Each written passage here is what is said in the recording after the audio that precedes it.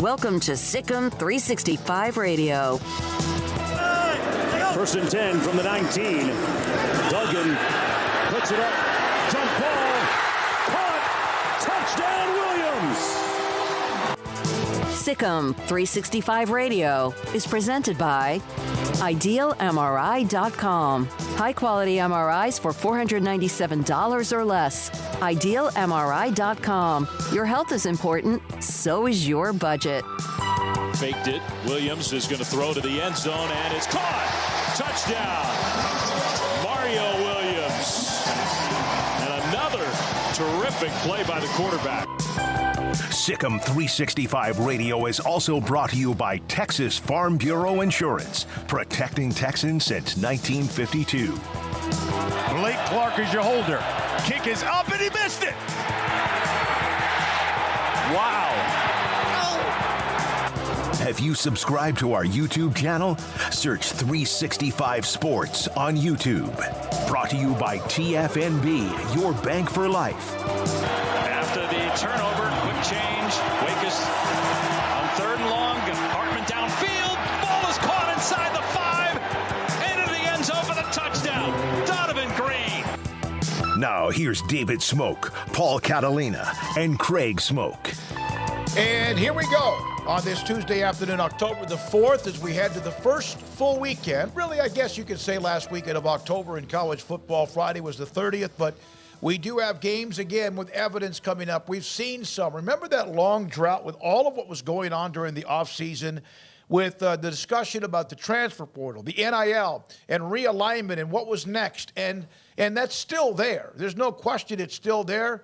But isn't it now fun, even if your team, well, not if your team's not very good, but isn't it fun, though, that we can now react to games that have happened rather than waiting for the season to start 2-3 months down the road? Oh, it's way better when you can actually talk about what's happened as opposed to what might happen. I mean, that all we do for months at a time is wild speculation at times. That's why, when little things pop up over the spring and summer, like the great Jimbo Fisher, Nick Saban verbal spat of 2022, it's much more interesting than, well, could this happen? Could that happen? We get to talk about something that's actually going on, and we spend a couple days on that. But, yeah, it's way better. Yeah, and, that game in particular, man, you look back, and I'm definitely not the first person in the college football community to make this comment over the last couple of days, but you look at, kind of where that game is right now as far as luster lost because of A&M and Jimbo struggles versus what that was thought to be when the actual fighting was occurring.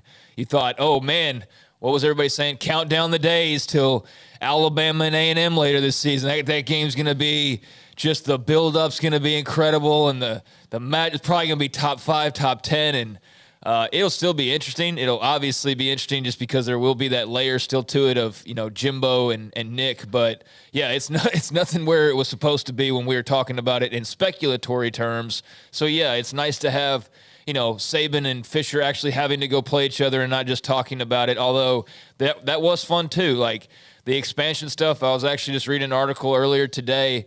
It was a couple of days old, but I was just searching through some headlines and whatnot, and it was talking about, the whole Big Ten absorbing Pac-12 schools again, that same storyline of the Big Ten, talking with potentially Amazon Prime, and if they're to swing a deal there, then that would be the key to unlocking, Oregon, Washington, and, possibly a couple of other Pac-12 schools. So that stuff's still out there and popping its head up. But, yeah, I'd much rather talk about, TCU demolishing Oklahoma than talk about where TCU might be playing in 5 years. Absolutely. Yeah. God almighty, yes, absolutely. It's just refreshing because I'm sure that wears out fans of teams that maybe we cover but aren't so much attached to in any ways. But honestly, one of the things I love about this, and by the way, as it leads into this comment, Troy Yount from Louisville, Kentucky.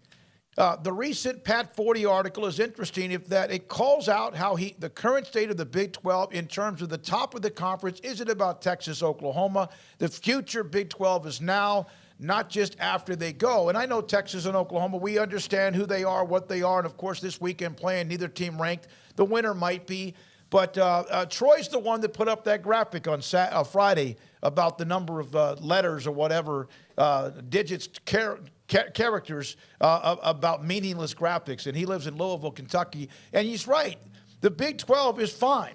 The financial number, it's that argument that throughout the offseason, well, yeah, they're going to be okay, but you're still not going to make $80 million a year. They're going to be okay. They're a part of the conversation. So let's get to this. But and it's interesting that Pat 40 wrote about that a year later. Yes. But we all knew that last year. Yes. When neither Texas or Oklahoma were in the Big 12 championship game, thereby neither one of them being able to win the league. So we knew that then. But it is, John McClain's always told us, it's funny sometimes over the years we've had John McClain on a show and you'll ask him, he's like, well, we've been saying a story in Houston that's gone national.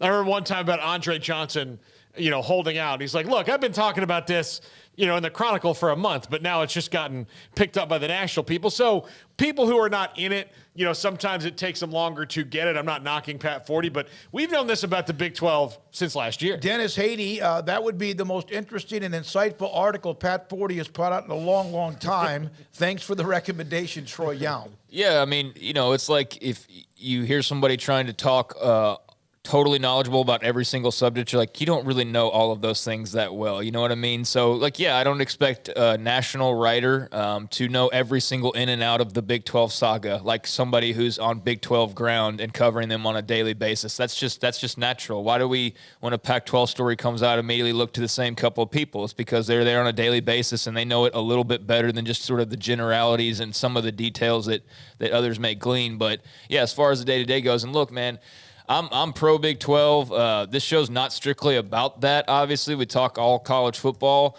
but we do obviously return to the Big 12 on quite a regular basis because we're based in Texas. We cover Baylor on the regular, and, it's just kind of blossomed out from that. But I'm an Oklahoma fan, so I'm not sitting here, down with the Sooners and all excited about the fact that they got their tails kicked last week. And I'm kind of split on the whole SEC thing. Great, they're going to go make more money, but what does that do for me?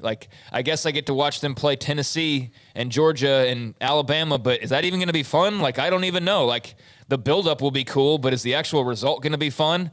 I don't know. I'm a little skeptical on kind of how the next few years are going to play out. But, it's an interesting time for the league. I think, I've already I saw this big, long Twitter argument that kept popping up in my timeline yesterday about the Big 12 is not going to make as much money. It was like a Texas fan. I think they were fighting with our buddy Fitz from K-State, about the Big 12 is not going to make as much money and blah, blah, blah. And it's but that's not the point. This isn't Wall Street, dude. I know that ultimately matters and, you get into the NIL conversation and TV ratings, but I'm a college football fan. I'm not a college TV rating fan or a college NIL fan, or that's just the stuff that comes with it. So, yeah, it's interesting to see that the conference for the second year in a row is not necessarily going to be run by the same two schools. And really, it's only been ran by one most of the time at that anyway. So that's nothing new, quite frankly. And I'm glad that some are maybe opening up their eyes to the fact that just because it's not one of two that are leading the charge for the conference, that doesn't mean that it's a down year.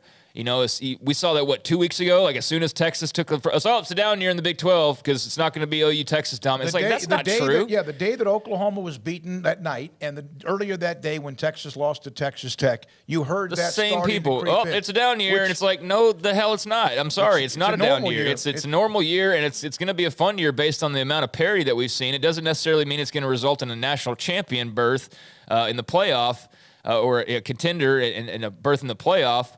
But it could still be a very fun year. Now, having said that, I am not very confident at all in Oklahoma being able to rally the troops and get into the championship game. I still think Texas could find its way there when Quinn Ewers comes back. I do think there's a chance of that.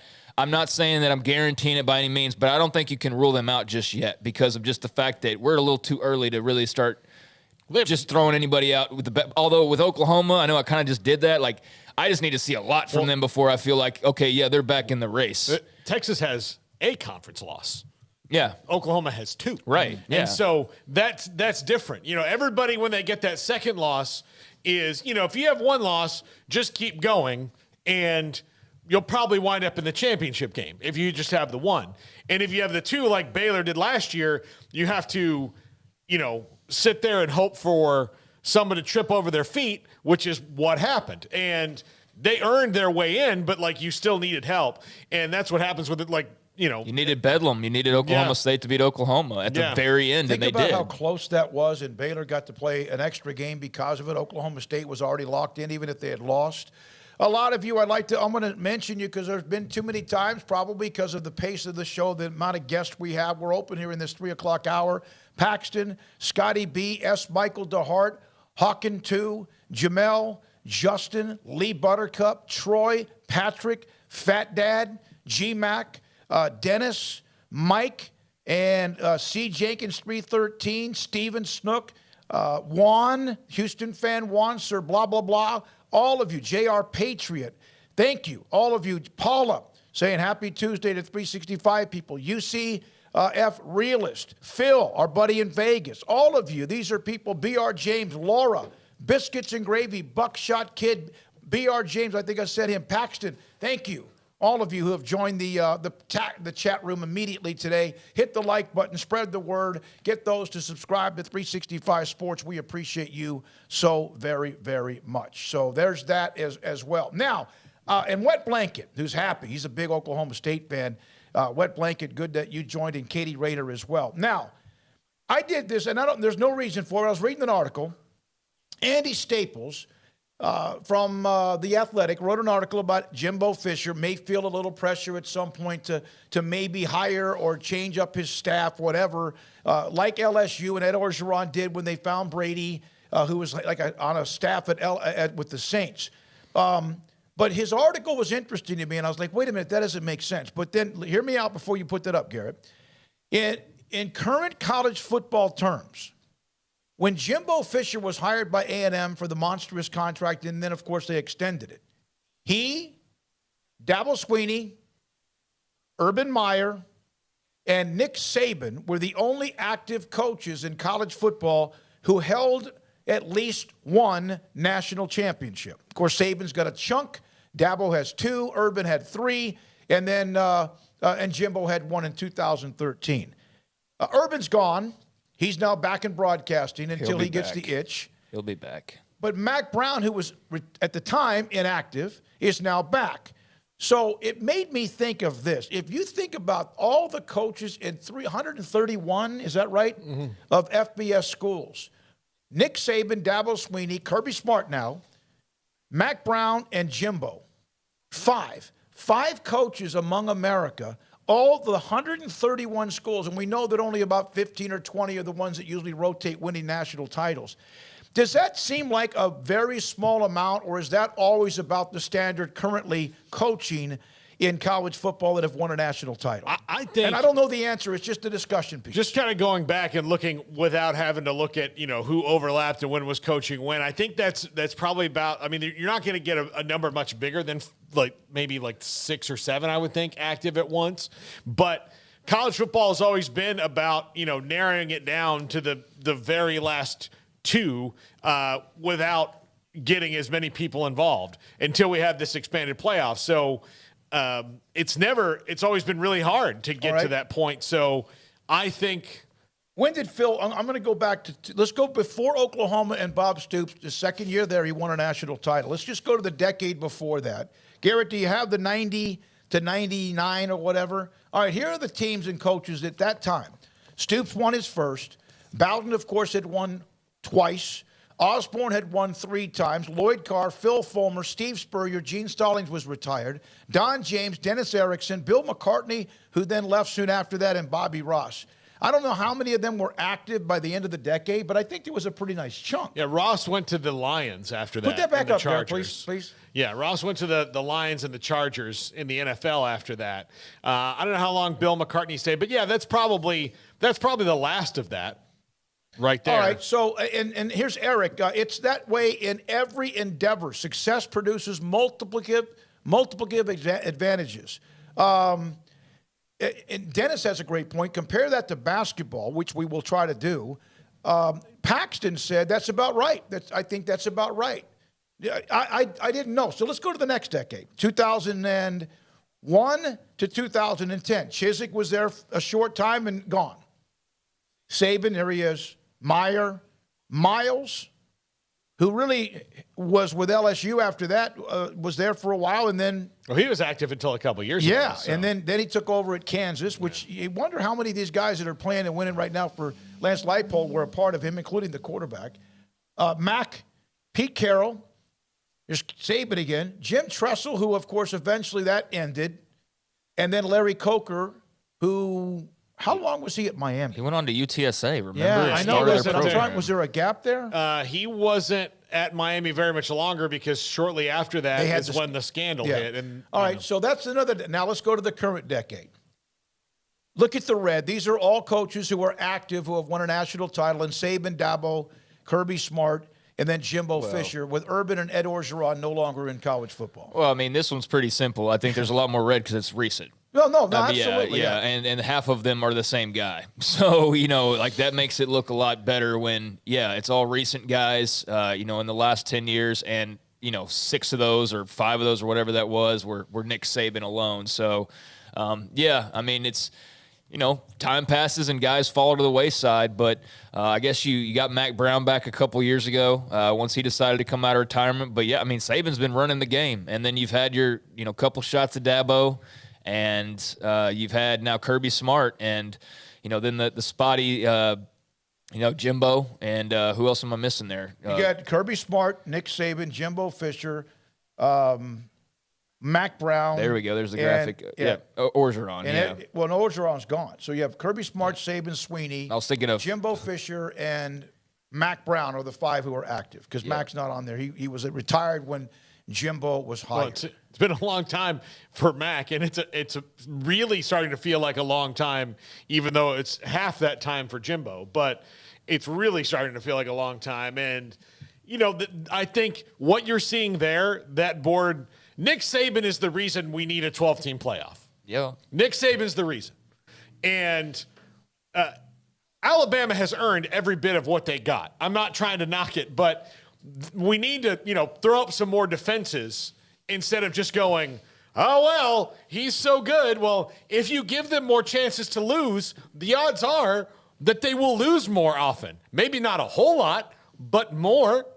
Yeah, I don't think you can Saban-proof anything, but I do think it serves to. I mean, let's face it. The first mistress that the playoff serves is the money. Yeah. I mean, that's really what this is about. It all goes back to money.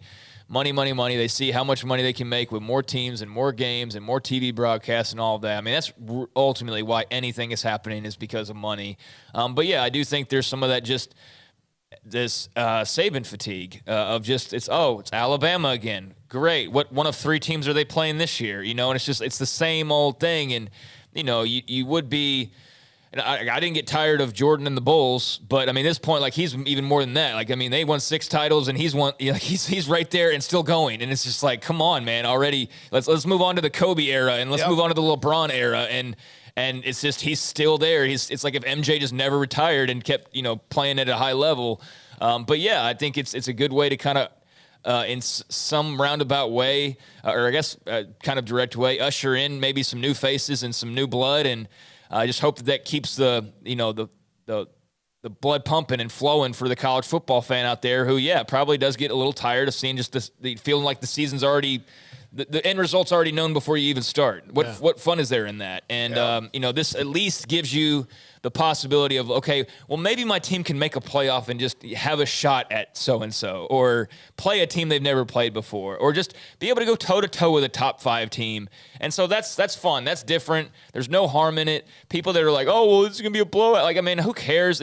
I think the argument against it's really absurd, and we've gone over that. So, it's to shake things up, but I don't know how much the end result will actually be shaken up, and it'll probably still be, when all is said and done, how much Saban or Sweeney or Kirby Smart that are sitting there at the end holding the trophy. But could this then open up, and somebody says, does this open up a chance for Mike Gundy or someone else? And it does, because at least they have a chance, and it's not just you're relegated to this specific bowl game. And the comparison I'll give you to Saban proofing something, which I know is like it's going to be hard because he's that far ahead of the game and he's always adapting and changing. But I will say too, like, they're expanding the playoff, and like, he's not going to coach another 10 years. No. Like, I mean, they also have other things in mind, obviously, with the playoff. But it does remind me of the Masters did what to their course after Tiger was owning it? They Tiger-proofed it. Did they Mickelson-proof it? No. I mean, Mickelson was kind of his own. Did they Watson-proof it? Yeah, no. But Mickelson was kind of his own Mickelson-proof there for a little while. But they never Mickelson-proofed it. They never Nicklaus-proofed it, did they? No. Arnie-proofed it? No.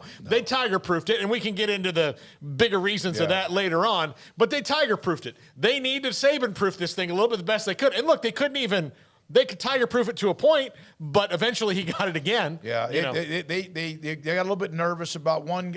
But here's the thing, that it just blew my mind. I'm just reading an article about Jimbo Fisher from Andy Staples about how he's got all the time he wants, no matter how maybe grumpy people are or how much we want to ask what the hell's going on with the offense, whatever. But really, there just aren't many people. Now, a lot of you on the chat room, and this is why you are brilliant. Think about then, add that, and say how many coaches in college basketball, men's college basketball, are active and have won a national title. Well, it's like 6 because or 7, there's no right? John Wooden in today's America. Yeah. Right? I would think that number maybe, off the top of my head, maybe it's 8 to 10.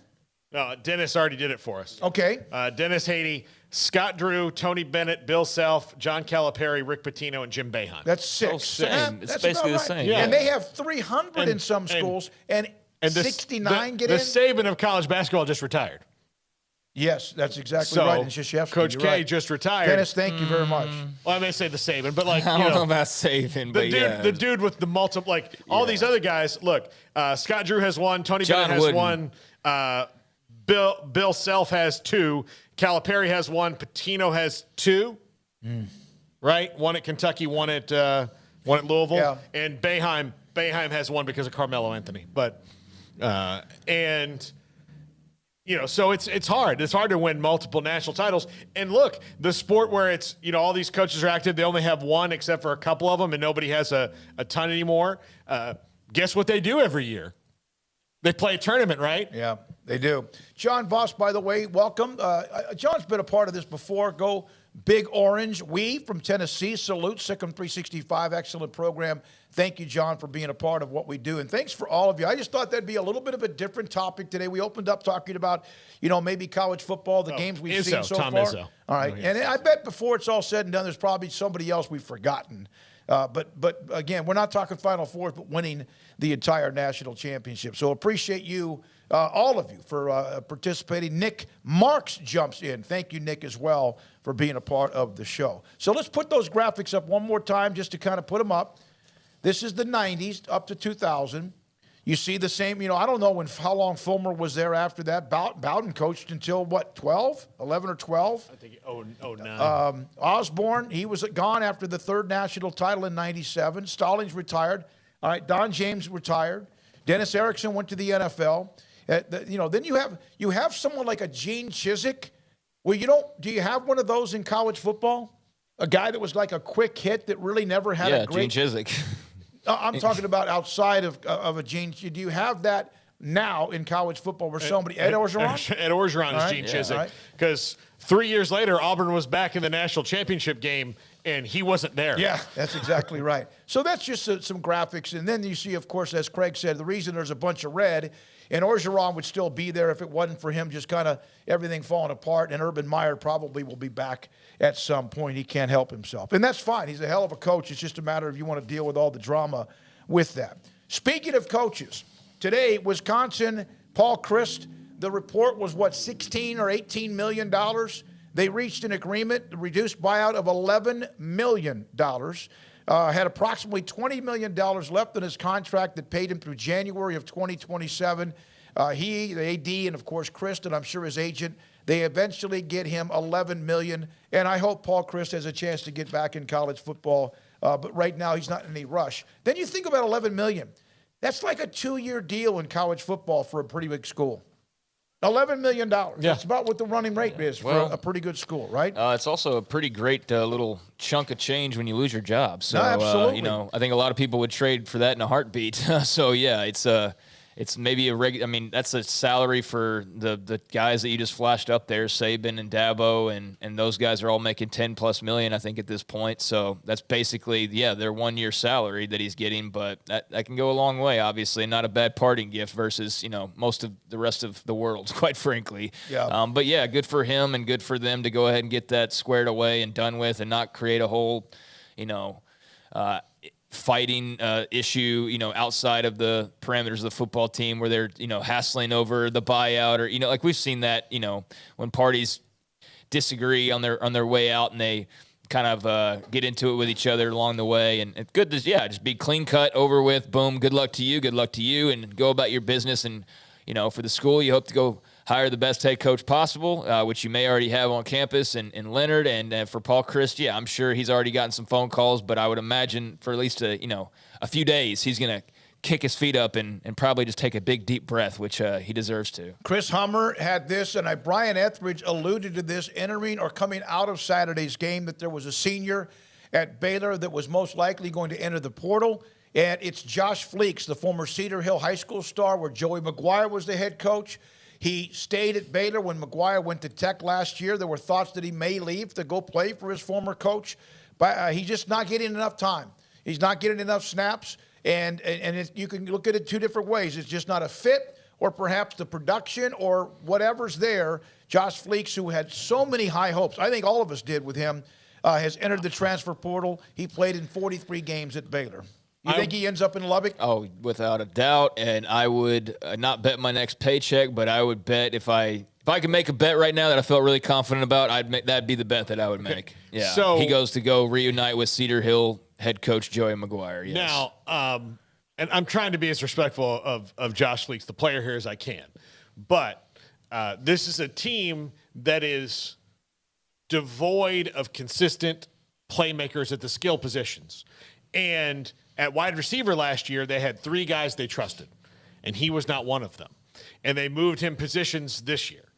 For Joey McGuire, who I know loves him, and they might do that, like you said, Craig, I'm just wondering if maybe Josh Fleeks is not playing up a level. Maybe he's not a P5 guy. Maybe he's not a Big 12 guy.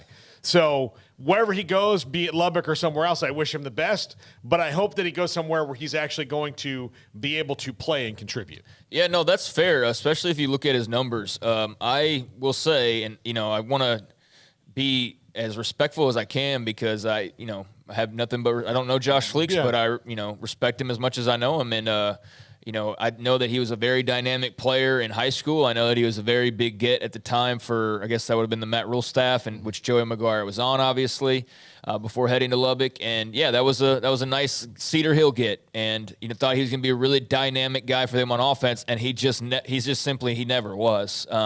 I don't know what the disconnect was, but over the course of 4.5 years, I mean, he just never broke through. And, we saw him, last weekend, right? He got a couple of carries, and it just seemed like every time he got the ball, he was trying to dance too much, and it just went nowhere, or it just never felt like it worked, like ever. It just never felt like it worked for some reason, him in this offense, in any version of it. And so, yeah, maybe he can go rekindle some of that Cedar Hill magic with his, old high school coach. But it just did not work at Baylor, and I'm not exactly sure why. I do think, part of at least coming from the running back spot was he was never that get up and go, cut up and run. He was let's dance, let's go out to the sideline. He was very much a guy who tried to get to the sideline almost every time he got the football, right, and tried to get around the edge. And the problem with that is that every time he tried to do that, everybody else was able to get to the edge with him. And it wasn't, just simply run faster than everybody. And it just never changed. It just felt like kind of running into a wall over and over again. So, his freshman year, 9 carries, 16 yards. He had a touchdown rushing, had a touchdown receiving as well. He had 126 yards receiving. So he had 23 touches for like 140 and 2 scores as a freshman. He had 46 catches, under rule? Is that right? I'm just looking at, I guess if you have that in front of you. I'm sorry. No. I'm front. You already have it. Go ahead. Yeah, no. So he had like 100-something yards rushing and receiving and a couple of touchdowns his freshman year. Had 34 touches for 300 yards and a couple scores his sophomore year. Had 26 for 188 and a score his junior year. Had 10 touches for 100 yards and no scores last year. And then this year he had 5 for about 70 yards and no scores. So it's gone down. And he's a fifth-year guy at this point. So, yeah, it wasn't working. I was actually surprised to see him not do this in the summertime. I actually thought he was going to transfer and enter the portal in the summer and then inevitably head to Texas Tech. Who knows? Maybe he'll surprise and show up somewhere else. But if I had to bet, that's where it would be. And I'm not surprised by this move. I guess I'm just surprised a little bit by the timing of it. Yeah, and Josh, a great kid, great young man, hell of a player. When they got him at a Cedar Hill, that was a nice hit. Obviously, Joey's a part of that, and now at Texas Tech. And I remember asking Joey a couple of years ago, hey, give me a breakout player. And I think a couple of years in a row he told me about Josh. It just did not work out. By the way, Y-Zone on chat room. Hold on. All right. It's live TV here. We're live. I know we're live. Y-Zone on the chat room wanted to know where the Oklahoma State helmet was. It's in the background, just like a bunch of others. And it's a story behind that. They wanted us. We contacted them, and Jack contacted dozens of schools. We were given a link to go buy one. A fan of this show, a viewer of this show, sent us the Oklahoma State helmet. So thank you for the question, but it's right there in the backyard behind where we are. Boom to the Sooner. Who are the most elite active college football coaches who have not won a national title? We need to take a break. We're open this entire 3 o'clock hour. We will come back with that discussion and so much more. 365 Sports, Sikkim 365 Radio. Marco's Pizza. Pizza lovers get it. Bob Mock has 5 locations around Waco. 1 in Belmead, 1 in China Spring, Woodway, Robinson, and also Hewitt.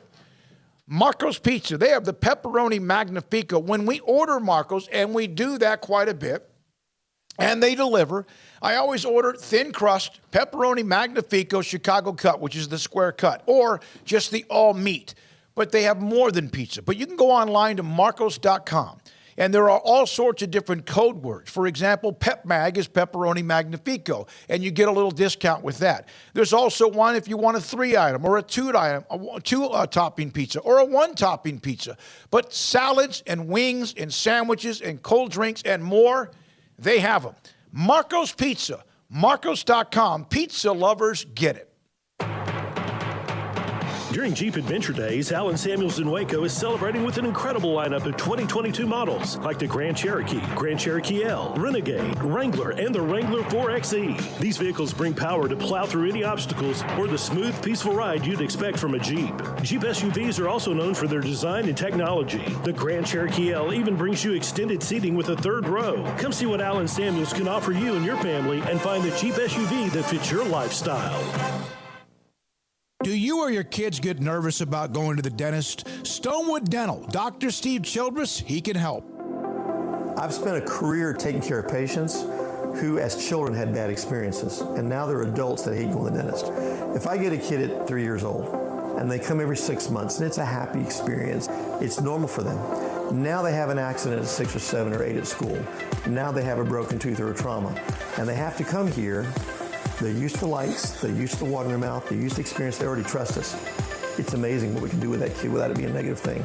But if I see a 6 or 7 or 8-year-old that's never been to the dentist, and now they have a trauma or an unfortunate unexpected toothache, it's harder to do that for that kid and it not be somewhat of a negative experience. So bottom line is I try to teach kids and adults and teenagers and everybody, the way I'd want my family treated, which is where it's a necessary part of life. You just take care of it. It doesn't have to be that big a deal. Learn more, stonewood-dental.com.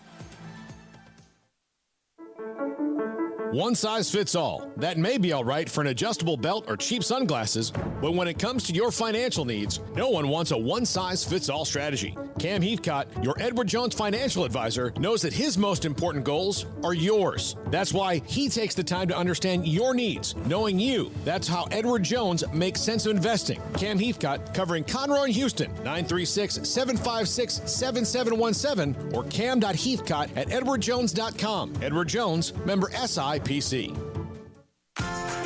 Automatic Chef Canteen is a full-service micro-market vending and office coffee provider with state-of-the-art vending equipment, a wide variety of products, and offering custom-fitted micro-market vending office coffee solutions for your employee break room. You want a full break room solution and a workplace oasis? Well, Automatic Chef Canteen, locally owned and operated for over 50 years in Central Texas, also includes in-house mechanics on call 24/7 for fast, reliable service and maintenance. Automatic Chef Canteen, 6900 Imperial Drive in Waco, or online at automaticchefcanteen.com. TFNB Your Bank for Life is the official local bank of Baylor Athletics. Find out why more Central Texas are making TFNB their bank for life. Sign up for our Edge checking and savings accounts to earn interest or cash back. With 5 convenient locations and an award-winning mobile app, banking has never been easier. TFNB, your bank for life. Member FDIC. It's football and tailgate season. If you want product for the grill or smoker, charcoal, seasonings, marinades, sauces, Waco Custom Marketplace is your home to help prep, cook, and enjoy your food. Tailgate must-like brisket, tri-tip, fresh-made burgers, sausage, chicken wings, and if you want steaks, call in your order and pick them up. Bacon wrap fillets or any kind of ribeyes. USDA Select, Choice, and Prime that melt in your mouth. House-made sausage and jerky. Also, Waco Custom Marketplace, a one-stop shop for tailgating, barbecue cook-offs, and family get-togethers, fundraisers with fair prices to you, the customer. A bakery with fresh baked bread and kolaches. There's cold beer, wine, and soft drinks. Serving Waco restaurants and families since 1940. A cut above the rest. Waco Custom Marketplace, open Monday through Saturday at 425 Lake Air Drive in Waco.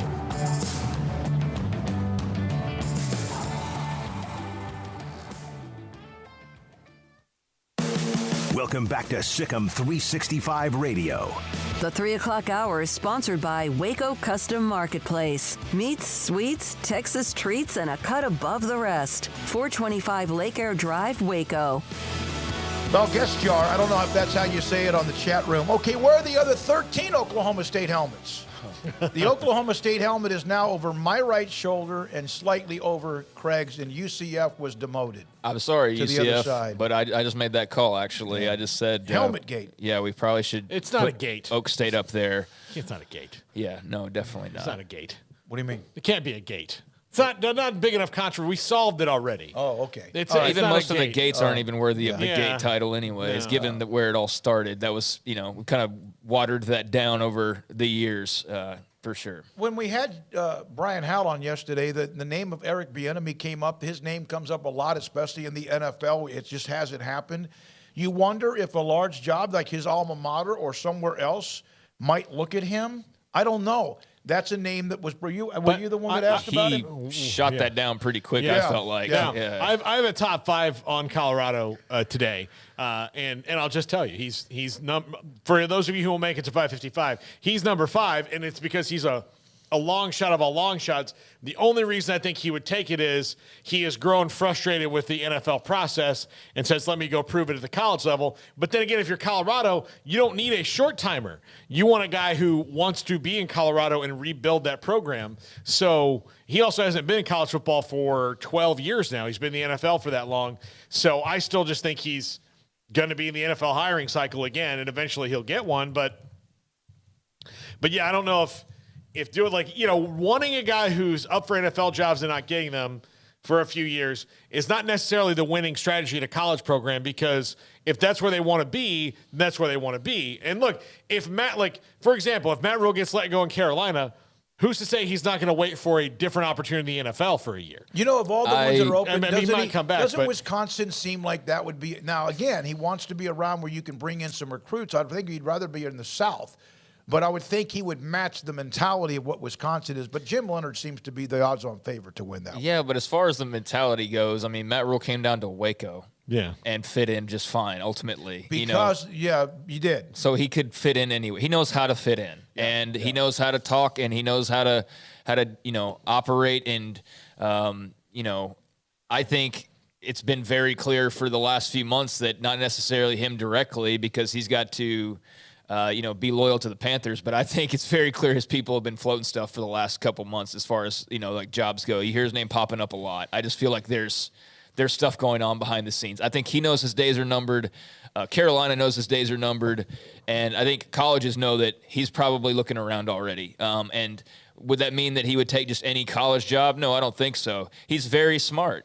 He's very smart about the moves that he makes. Like, he didn't just go take the Jets job. He took the Panthers job with the massive salary and all of the control behind the scenes and the different things that he wanted invested in and resources and all of that. I mean, he got the full meal deal from David Tepper, like a great deal.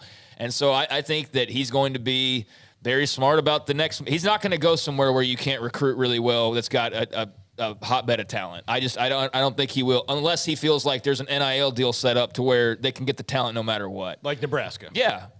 I just think he's too smart. He's still in demand enough that he's going to be able to get a big time job, but he's also smart enough to know I'm not just going to thrust myself into any situation that could, end up looking bad in the long run and taint my image. So yeah, I think that he's going to be smart about where he goes. And so, Nebraska, I could see that making a lot of sense. Y-Zone, $10 super chat. Thank you. He also wanted to know if he could upgrade the helmet. Send us one that's larger. Absolutely. Sure, don't spend some of your good money on it if you can find a way. If you know somebody in the athletic department, maybe they'll send you the same link they sent me. Start going to ex-players' houses and see if they just want to give you one. Yeah. Adventures with Reggie. We discussed this yesterday. Wisconsin just fired Bo Pelini. Completely different personalities. Pelini, same record except one loss more. Same thing.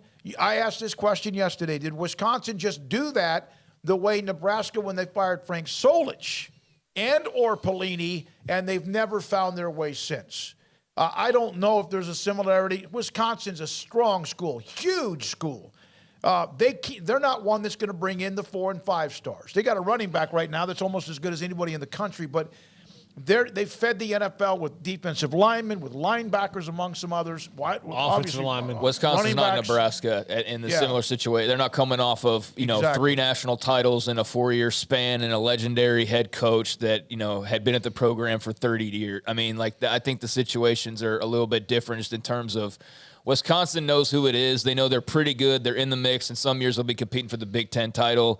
And you would think when they get like that special team that just comes together magically, programs hopefully have every couple decades or so, that they could have a crack at, man, if we can just beat Ohio State, we might have a chance at the playoff. And they kind of know who they are. Nebraska at that time was coming off of, we are King Kong in this B, and we are the team, and you can't deny us, and we are going to never stop winning. And that was, their mentality. I just think it's different in that regard. Like Frank Solich was winning 9 games a year and got fired for it. That was not what happened with Paul Chryst. He did have a 7-7, then they bounced back, and that's when Steve Peterson, who wanted to be his own guy, decided we don't want to let Oklahoma and Texas bypass us. Well, all that did was make it even easier. Not that they weren't already, because they both were at that time. Texas and OU were, especially Oklahoma, then eventually Texas a year or two later, they were as good as anybody. USC, of course, good. USC was amazing during that time. The Big 12 from 98 to 01 was pretty dadgum salty.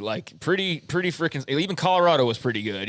K-State was really good, but Oklahoma was really good, and Texas was really good, and Nebraska was really good. So that was a fun stretch. But I think the difference, guys, is it's the Jim Leonhard factor. There's all these jobs. They don't want him going to Nebraska. They don't want him going potentially somewhere else. And we know that there's more jobs that will open up over the next few months. So I think the fact that we talked to our Wisconsin buddy yesterday, and he's sitting there basically saying, it's going to be Jim Leonhard. It's supposed to be Jim Leonhard. They want it to be Jim Leonhard. It's Jim Leonhard, Jim Leonhard, Jim Leonhard. I think that's why it's different as well. They see the writing on the wall. Go ahead and let's give this guy the reins because we think he might be the one to control them for the next several years. And look, if it doesn't work out, he got his shot. He got like a full, 8 games to prove himself. Yep. And if it turns out he's not the guy, then look, we're right there with everybody else. But if he is, then we've got our guy already. And no, you can't have him and you can't have him. And, go search for your own head coach. If this was their Pelini, Pelini or their Frank Solich for that matter, they fired Frank Solich and went in a completely opposite direction. They didn't have firing Frank Solich maybe now in hindsight would have made more sense if he's starting to dip and he had a young coach on the staff like a Jim Leonard that they said, this guy's probably going to be the guy that's going to take us into the next decade. Let's make sure we lock him up. But that's not what happened. They fired Frank Solich with 9 wins. And then Steve Peterson said, what we're going to do?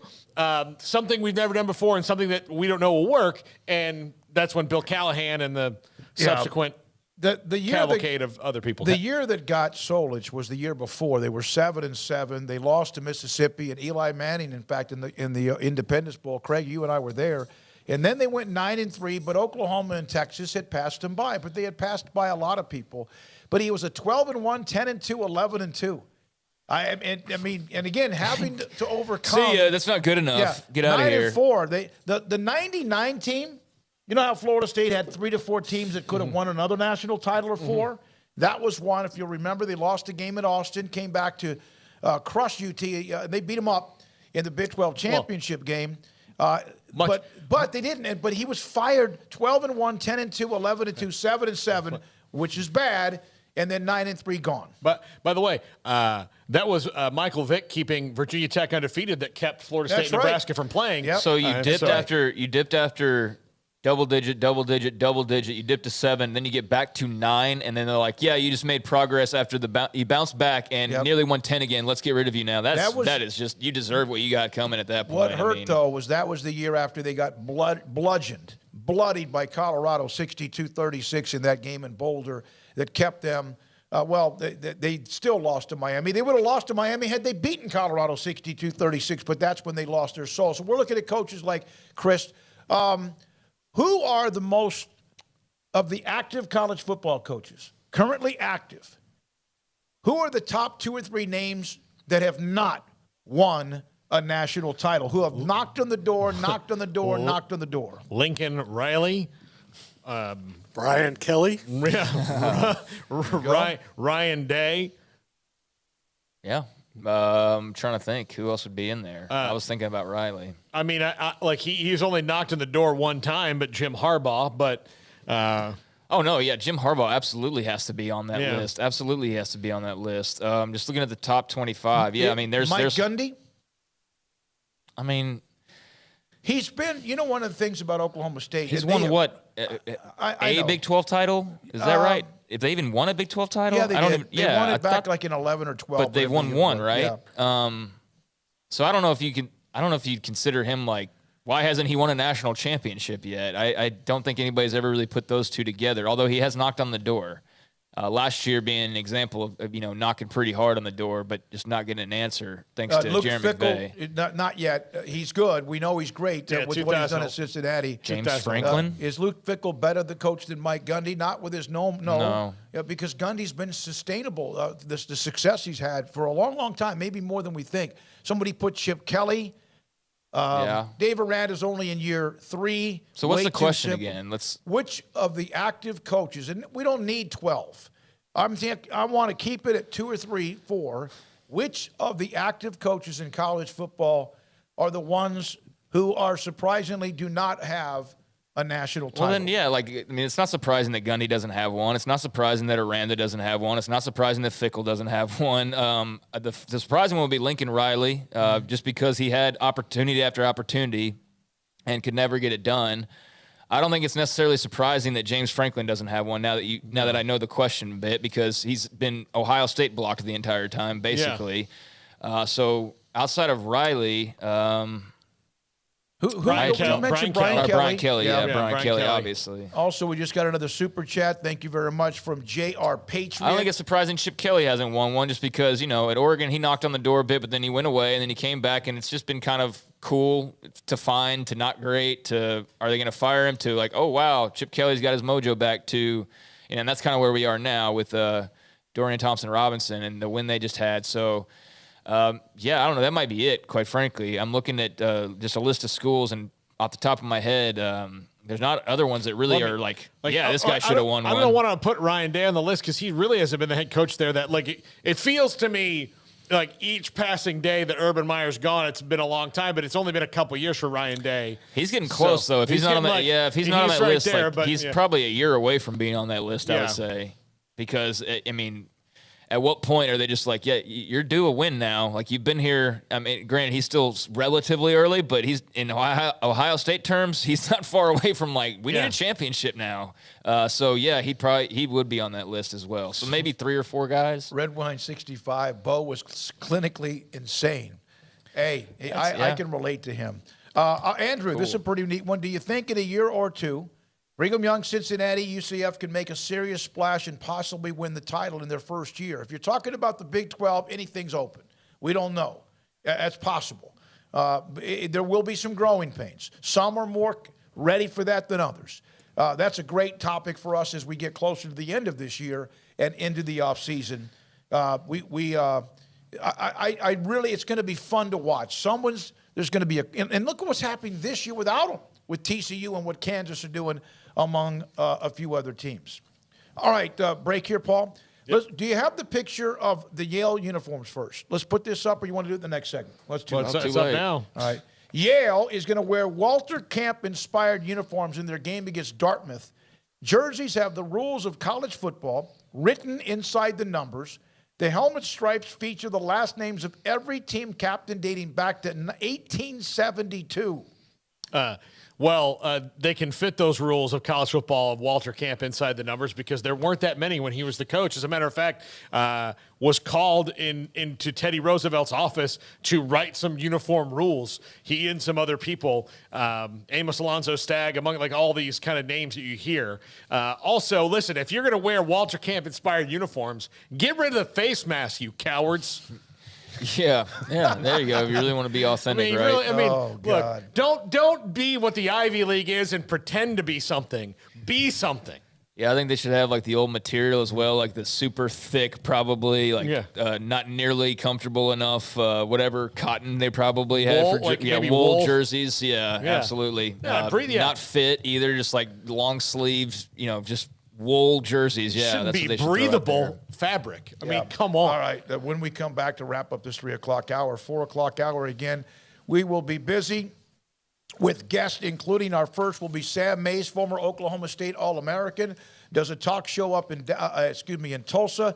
His thoughts about the Big 12 and Oklahoma State moving forward. Joseph Duarte on the current state of Dana Holgorsen and Houston. Craig's off the radar. JJ Joe, John McClain, Paul's Top 5, Sikkim, 365 Radio, and 365 Sports. Richard Carr, Buick GMC Cadillac, got a lot of great deals going on right now over at Richard Carr. They are the people that you can count on for the life of your vehicle and also for a great deal as well. And the good news is that over at Richard Carr, they've got some cars. That hasn't always necessarily been the case. Supply chain issues, and chip issues as well have made it problematic at times over the last year to two for dealerships. But right now, the wait is over, and they've got trucks and SUVs on the lot. They've got 2022 Sierras. They've got Acadias. They've got Terrains, all from the GMC line. They're waiting for you to test drive today. They also got the Cadillac XT4 and XT5 SUVs available for test drive. So inventory is already going fast. Get there now for the best selection. But in terms of kind of digging deep on some of what they're offering when it comes to the GMC Sierra, you're talking about best-in-class towing, a strong steel bed, multi-pro tailgate, advanced collision avoidance, a luxurious interior, massive touchscreens, 14 camera views. You're talking premium comfort.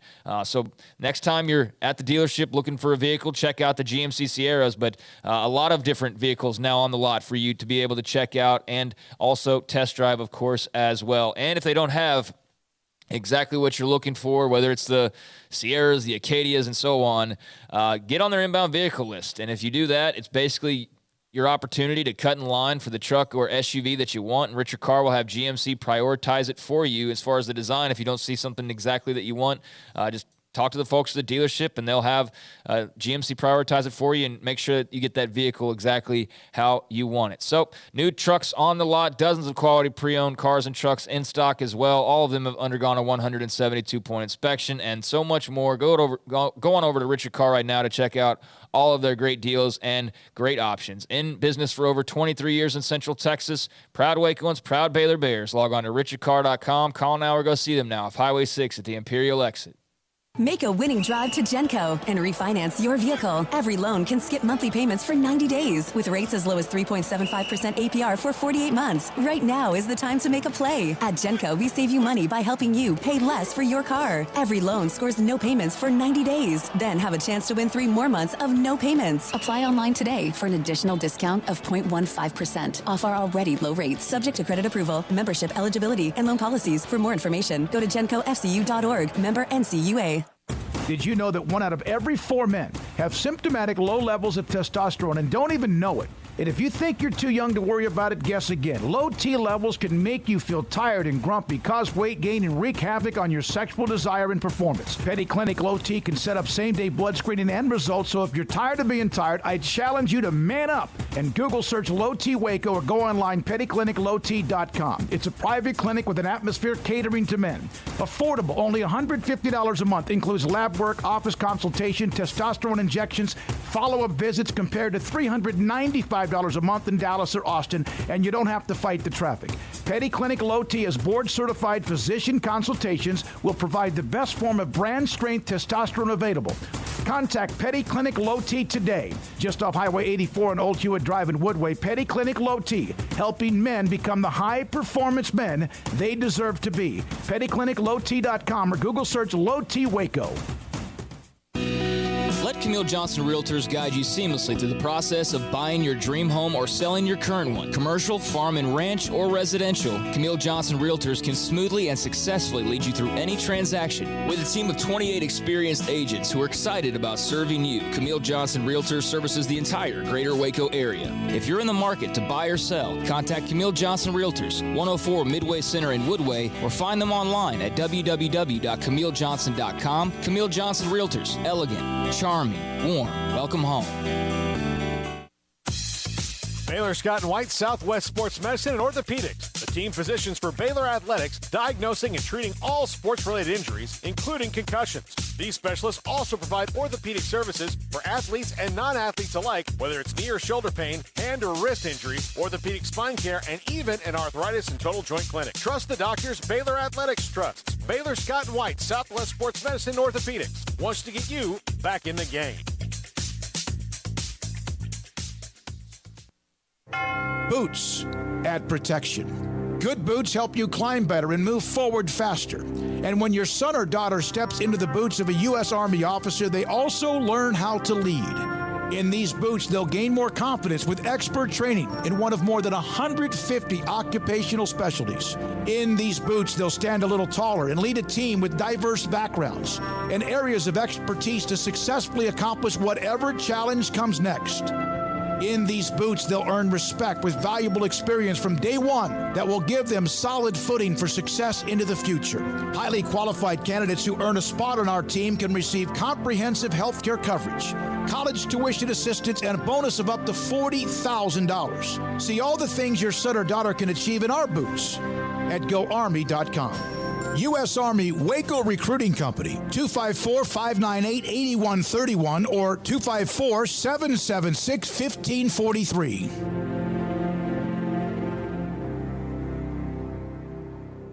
Pizza, burgers, and Bears football. There's no place around Waco that serves them all other than Bubba's 33. Come show your green and gold and enjoy some of Waco's best food and beverages while watching your favorite team, the Bears. When real Bears fans get hungry, Bubba's 33 is the #1 spot for ice-cold drinks, hand-stretched, stone-baked pizzas, and bacon-infused burgers. Join us for indoor or patio dining. Bubba's 33, Waco's restaurant and proud supporter of Baylor Bears football. Sick 'em, Bears! This is Sikkim 365 Radio. Text us at 254-339-1122. The Sikkim 365 Radio text line is sponsored by Riverbend Liquor and Wine, with the most extensive variety of craft beer in Waco. A hidden gem on Lakeshore Drive and 19th Street.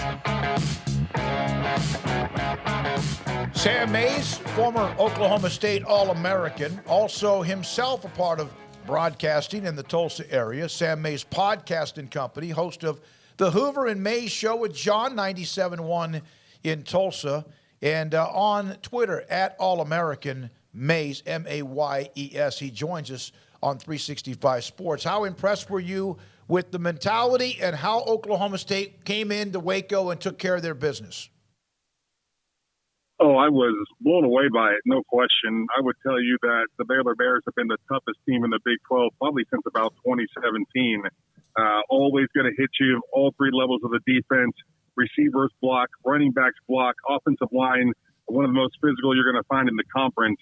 And that's the reason why I picked Oklahoma State to lose that game this weekend, to be completely honest, and almost by the exact same score they won the game by. The most impressive part of the game, bar none, was the line of scrimmage play by the Cowboys. I didn't think they had it in them on the offensive front and the interior in particular. I think Jackson Player and Siaki Ika are NFL players.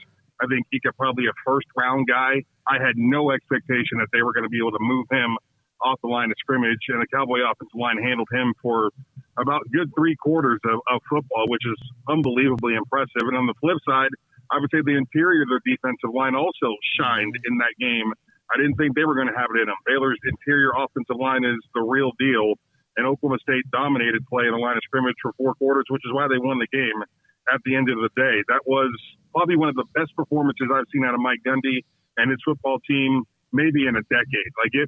That was an all-time performance to go down there and win in Waco.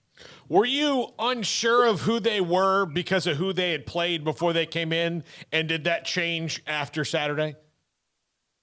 For sure. And I would have told you that was going to be a significant disadvantage because, you're talking about going a direction of school, Sisters of the Poor, 2 weeks prior to playing Baylor, which is that is the Bear, right? That is the monster that's in the Big 12. And to go to Waco and do it, I would have never guessed that they as physical as they were. Even if they got there at some point this season, I would have told you going from Arkansas Pine Bluff to playing Baylor was going to be a real negative for the Cowboys. And I don't know what happened or what was said, but it absolutely was one, it was just an inspiring physical performance.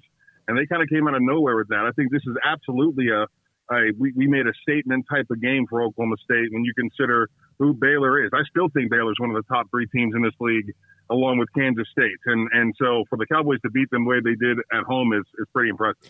Yeah, Sam, I thought it was interesting that, kind of around here, and I'm sure it was somewhat of the same in Stillwater, there was let's not talk about last year. This isn't last year's teams. This isn't, the Big 12. There's some stuff from that lingers, but it's not really what this is about. And then yet by the end of it, it felt like Oklahoma State definitely had a little chip on their shoulder over last year. And Mike Gundy and, Spencer Sanders, I believe it was, said I had a little something out there to prove. So it feels like there was some carryover ultimately.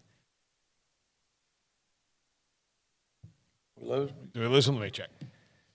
All right. Or my question just is terrible. You guys got me? Yeah. There you go. Thanks, Sam. Yeah. No, I think there was, and it makes sense. If you're Oklahoma State, you look back at that Big 12 championship game and you would rather tell yourself that you lost it versus Baylor beat you, right? 4 turnovers. I mean, you can't find a way to move them on the 1-inch line. And, that seems like more you did that to yourself. So I'm sure that was a focal point through the spring, through the summer. I'm sure that game was on the big board above any other game they've played so far this season. That would have been my focus all through camp would be the Baylor Bears, especially in the offensive and defensive line.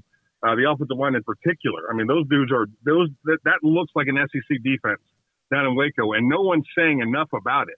Everybody's like, oh, why is Dave Aranda winning all these games? I'm like, have you seen the defense? Have you seen them? Just watch them get off the bus. That's why he's winning all these games.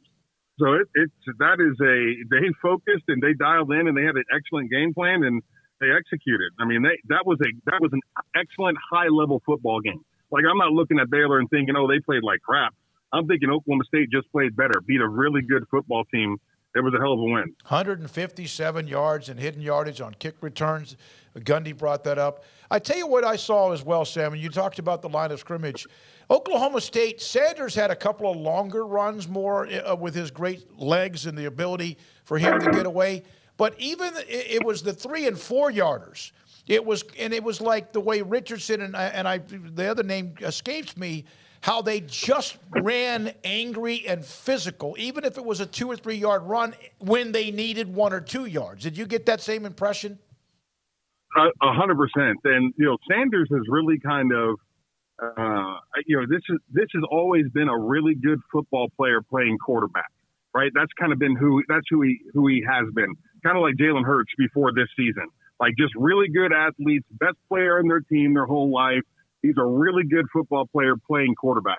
Now he looks like a quarterback, right? And so he's doing the little things right in the passing game. He's putting attention to detail in the short yardage plays.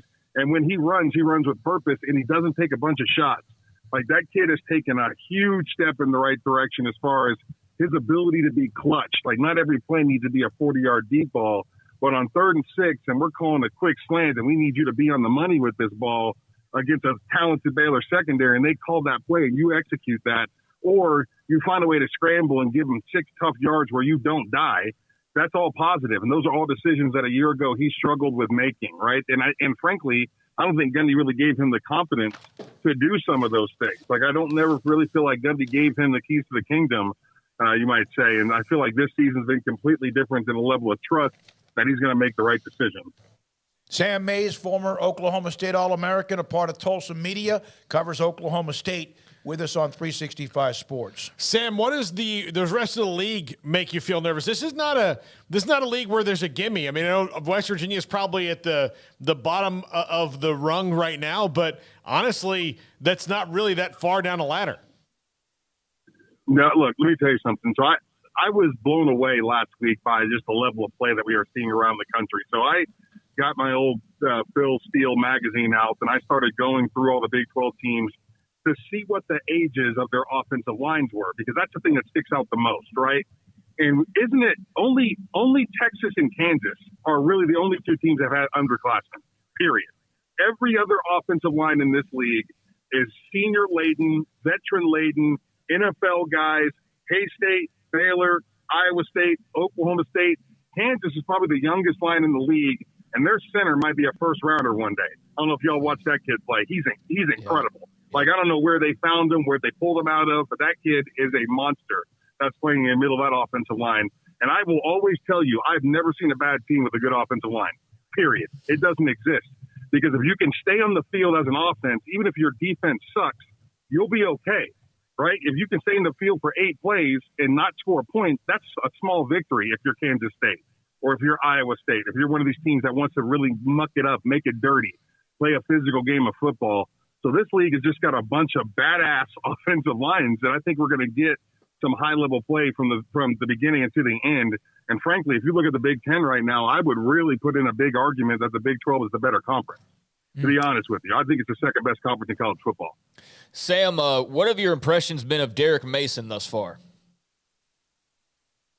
I think it was a bit of a slow start. I think the thing that made the previous regime so good was his ability to adjust on the fly in game. Like they had this ability to, and I think a lot of that is, I mean, you got a couple of NFL guys playing linebacker, another one playing safety. Of course, it's easy to filter information to those 3 and then have them filter it to the rest of the defense.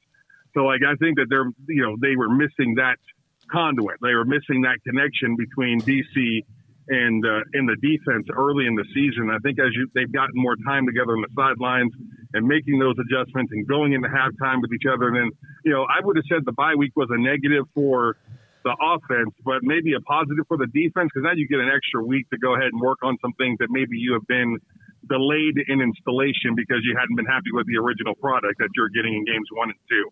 So it was a slow start, but I think that, look, you got to give him a lot of credit for what he was able to do in this game against Baylor. Like, that was a great game plan coming in, and clearly those kids executed.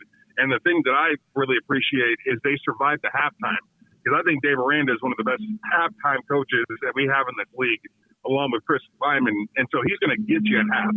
He's going to figure something out. and made it hard for you to do something on offense and on defense.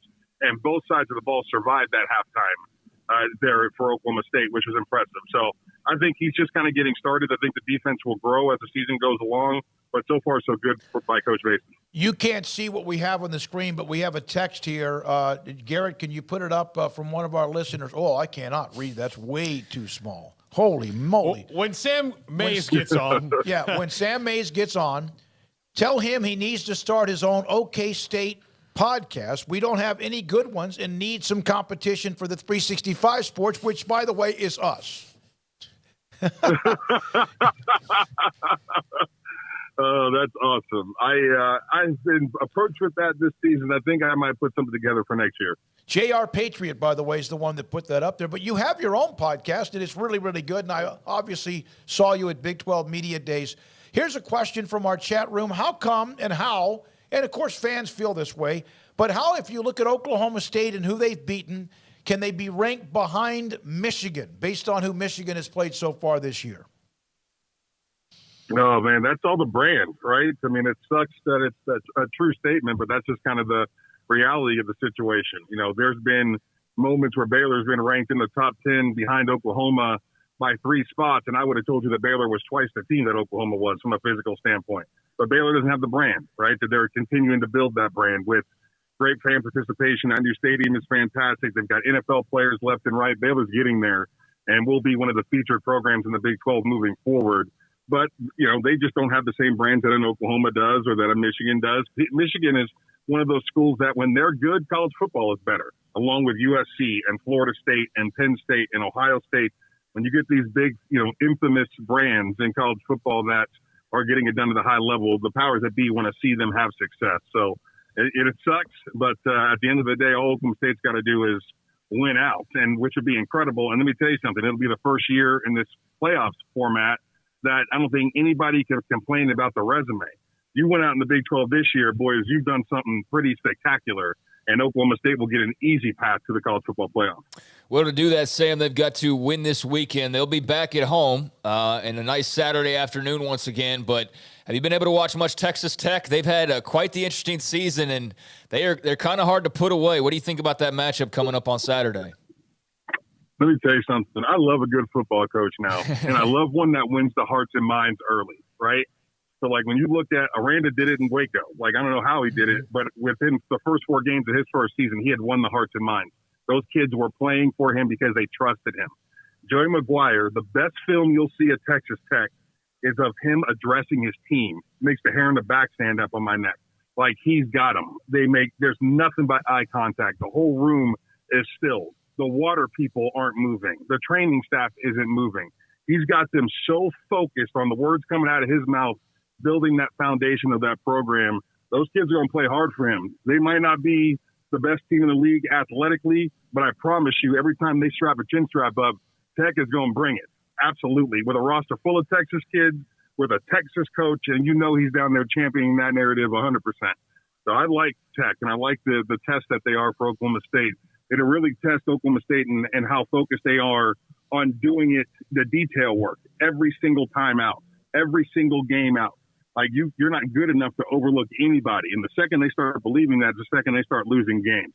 So as long as they go in with the same mentality that they had against Baylor, Oklahoma State will win this game by double digits. Sam, last question for you. From me, thank you for your time today, as always. Texas and OU play in Dallas. We know the history there. Both teams are unranked. That hasn't happened since 1998, or at least one of the others been ranked.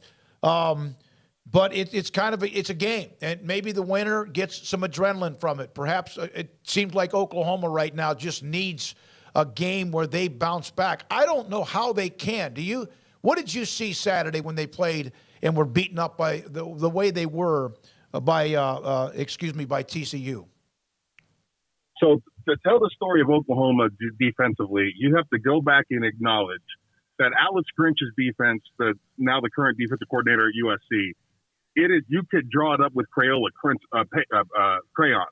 Like, it is as simple as it gets, and essentially it's run completely from the sidelines. So what you do is you take a bunch of kids, you put them on the field, and you teach them effort, and you tell them, just do what I'm telling you to do, and we'll get you to the football. And so on a really bad defense, that stuff works early, no question, but it's hard to develop that. It's hard to make that any better than what it is. Venables comes in with a defense that is as complicated as any you're going to find in this game. He ran it at Clemson. He's had nothing but success. He's one of the leaders in sacks over the last 10 years, et cetera, et cetera. We all know what he is. But to make that transition, it takes longer than 11 weeks, essentially, which is all you've got. You've got a couple of weeks of the bowl game. You got 4 weeks in the spring. You got 4 weeks in the fall. Like that, you're not changing that. Those kids aren't learning everything about that defense yet, and so much of it is pre-snap, right? So your pre-snap read of the offense, your pre-snap read of your own defense. Are you lined up? Is your buddy lined up? Is the defensive line lined up? At one point they had 3 down linemen.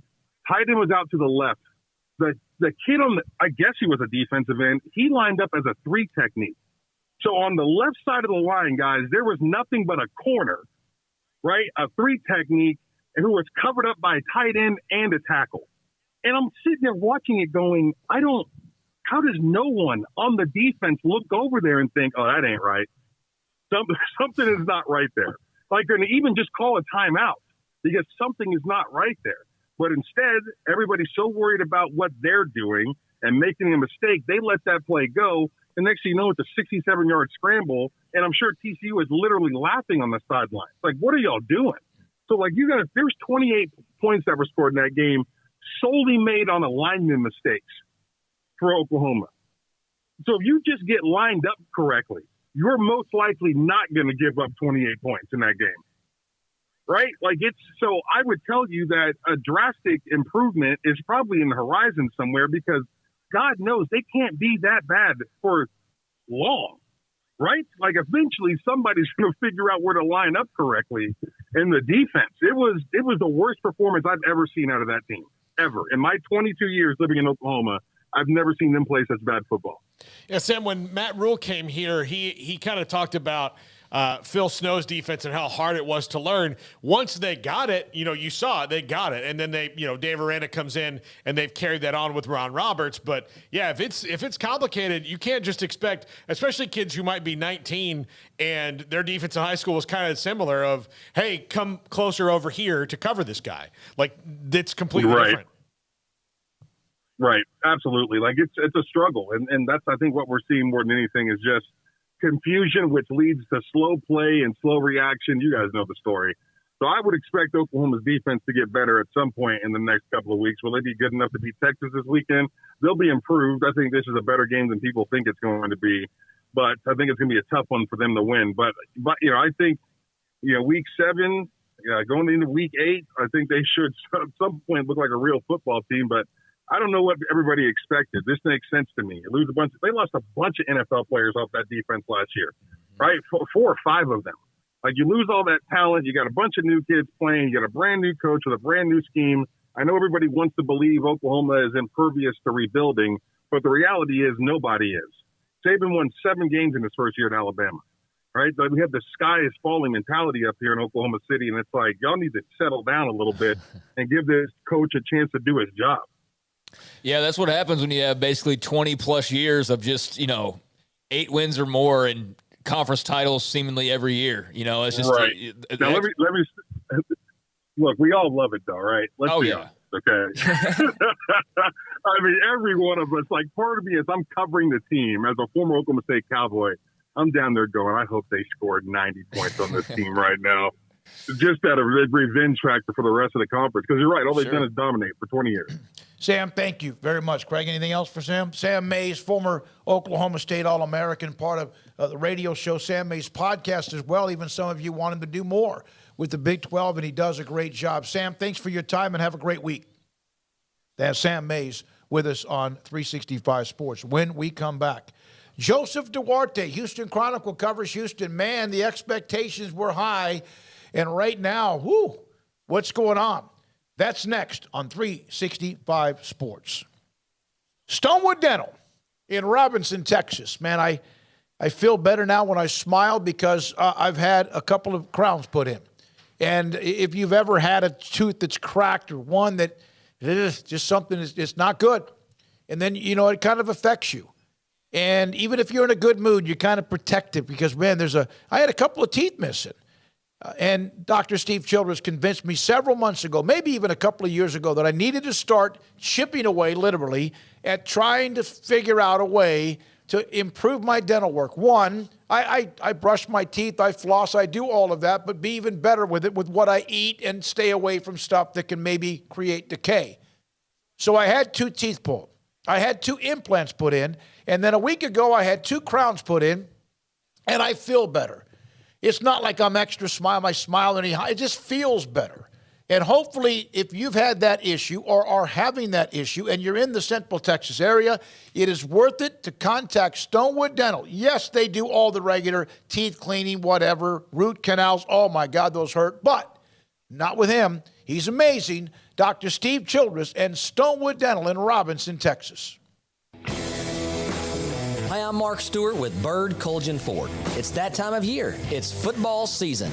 And BK Ford is a proud supporter of the best high school football teams in Texas, right here in Central Texas. BK Ford is proud to sell the #1 truck in Texas, the F-Series truck, led by our leading rusher, the F-150, 45 years in a row. Lock in your best price and rate today by custom ordering your new F-150 at BK Ford. Simple, easy, trusted. Experience better at Bird Colgan Ford.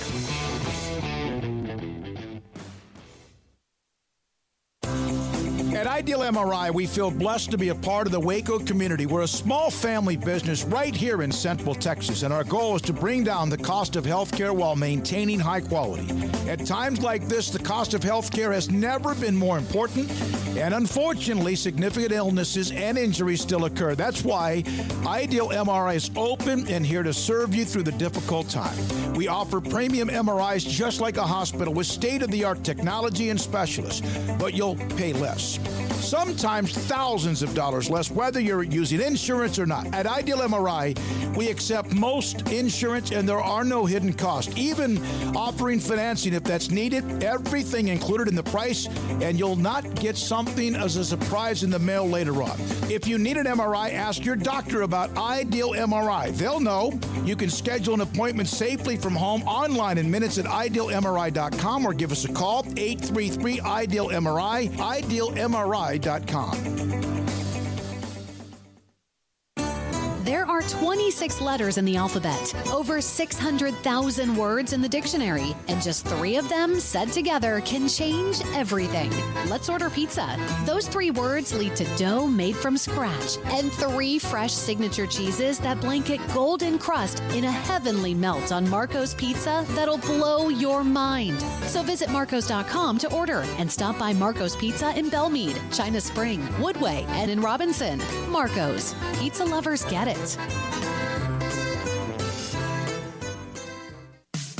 In the market for a quality metal building? Since 1943, Pioneer Steel and Pipe has helped Central Texas residential and commercial customers with metal building design, panel options, building components, and trim options. Pioneer Steel and Pipe's residential line is energy efficient, offers low maintenance, reduces insurance payments, is impact resistant, and carries up to a 45-year limited warranty. In addition, they can also help you find a metal building contractor for your project. Pioneer Steel and Pipe with locations in Waco and Bryan and at pioneerboys.com.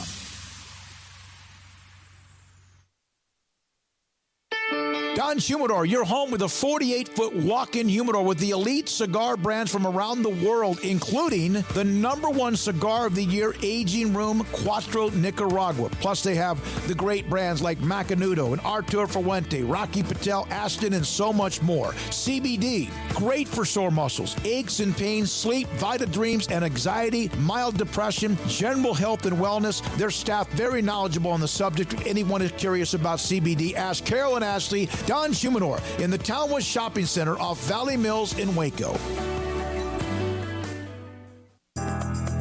Riverbend Liquor and Wine, Lakeshore Drive, North 19th Street, right behind the bank, is a hidden gem in Waco. If you're a fan of bourbon, especially local Texas bourbons, that's where you gotta go. Balcones, TX, Devil's River, whatever it is, they've got it. Riverbend Liquor and Wine, plus the best selection of craft beers in Waco, seasonally churned out throughout the year. Whether it's spring, summer, fall, or winter, Riverbend Liquor and Wine, best selection of craft beers, a speedy drive-through window, and excellent excellent customer service. Find out more on Instagram or just go by and see them. Lakeshore Drive at North 19th Street behind the bank. Welcome back to Sikkim 365 Radio. Toss to Reese, hit in the end zone, and he is going down. Kendall Daniels was in there first, and it's a safety for the Cowboys. The 4 o'clock hour is sponsored by Boozer's Jewelers, the wedding ring store, specializing in custom jewelry and repair, all in-house. Now here's David Smoak, Paul Catalina, and Craig Smoak.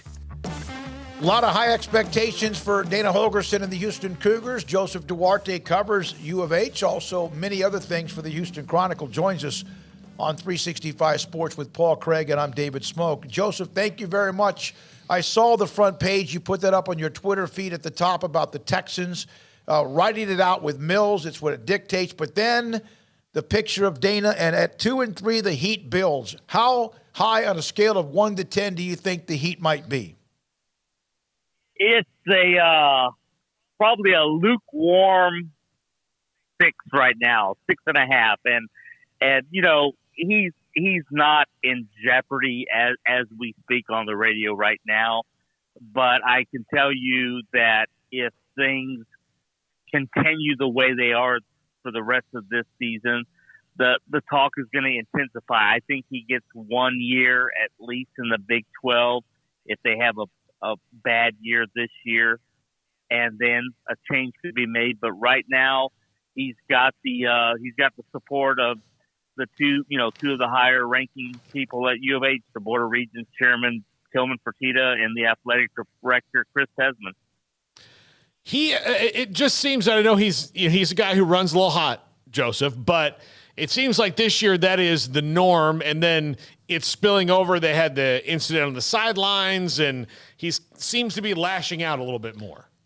He is, and that's sort of Dana is the fiery type. He doesn't hold back. He says what's on his mind. But you're right. It's been a combination of they've had 3 overtime games in 5 weeks. They've had leads in the fourth quarter each time and blew it in the final minute. So he's lashed out. He took a lot of criticism for his comment about tired of motivating players. He's taken some criticism for saying we need better players. And then this past week when they ran out the last few seconds of regulation, the crowd boos and he throws up his hands, and it looked really bad on TV. And he acknowledged that, look, I was frustrated too. Those were his words. But yeah, there's been a lot of off the field drama that goes along with all the on the field stuff that they're having to sort through as well. Joseph, you mentioned those overtimes. They had 5 overtimes in the first 2 weeks, which is just insane. But, the win over UTSA, the loss in Lubbock that was the double overtime, Kansas just beat them. The close win against Rice that I know there was, kind of a skin to their teeth thing that was even more worrisome. And then the loss in OT to Tulane. We've addressed, kind of the Dana and that part, but there were expectations for this team to be better, perhaps like the G5 darling that's able to be, in contention for the playoff with Clayton Tune and Nathaniel Dell and all these guys. Why has it not worked out? What's been the major issues? Maybe somebody sold the vision that we all bought into, and it the way it looks, they're not as good as people thought. And, we look at the defensive side, they have 4 guys that they lost that are playing in the NFL now. And I know every team goes through that or hopes to go through that at some point. But, the thought was that they had capable guys that had gotten a lot of playing time last year that were going to step in and fill some of those voids. Now, that hasn't panned out. They lose the top guy on defense, had 5 sacks in one game against Texas Tech. And he's lost for the season with a bicep injury, so that kind of piles on things. This really started, I thought, with a 4th and 20 play against Texas Tech. They give up 19, 18, whatever. They win that game. They gave up 21 on that play and ended up losing in double overtime, and then it has just gone downhill since. They're giving up these 75-plus yard drives in 30 seconds to end games that force the overtime. They're the worst penalized team in the country. They've got, injuries happen, but injuries aren't even their biggest problem. It's just undisciplined mistakes. Dana calls them stupid stuff, stupid crap. Those are his words. And, so they're having to sort through. But I just think that from where the preseason hype was, you knew the UTSA was a good opponent. You knew Texas Tech would be good. But at times it just doesn't look like a team that deserved that. And that's sort of where they're at right now. They're having to search and look in the mirror and find out where can they turn this around, because if, they have a bye week coming up, they've got some time. It's because if they don't quick, this thing's going to get out of control. Clayton Tune came into the year with a tremendous resume, and obviously he's got like 9 touchdowns, 3 picks, and 1,000 yards or whatever. Are they wasting Clayton Tune's last year? They wasted a couple of his early years. He had to go in. He was the De'Aaron King replacement when De'Aaron King decided to redshirt one year, and he had to come in and play in a bowl game that he got sacked 10 times because they didn't have they had an injured quarterback then. So that's kind of been the story of his life. And last year he finally gets a full year, but he was hurt for part of it and had his best year. So for them to come in this year, he had a 1,300-yard receiver in Nathaniel Dell. They went out and got some more receivers, surrounded him with some playmakers. You thought, okay, this was the year that this offense was going to take off. And then, Dana Holgorsen sort of passed off the play calling duty towards the end of last year just because he's got trust in Shannon Dawson, who's been with him a long time, and that carried over to this year. And then you just look at what they do offensively, and it puzzles you at times. That you wonder, where is the explosiveness? Where is the vertical threat? Some of the imaginative stuff that a lot of teams do. And to Clayton's defense, the offensive line is nothing like it was last year. They had the same 5 for all 14 games. They've had a mix and match group because of injuries and underperforming players. So, a long answer. They have sort of wasted his year so far because they've got to open this thing up, and they've sort of tied his ankles with some chains because he's just not able to do a lot back there right now. How big would a win against the first place team of the AAC, Memphis, this week go? It would help the healing process. You look at Memphis; they're 4-1. It's a little misleading. Last week they were down 3-0 to Temple entering the fourth quarter, so they haven't exactly.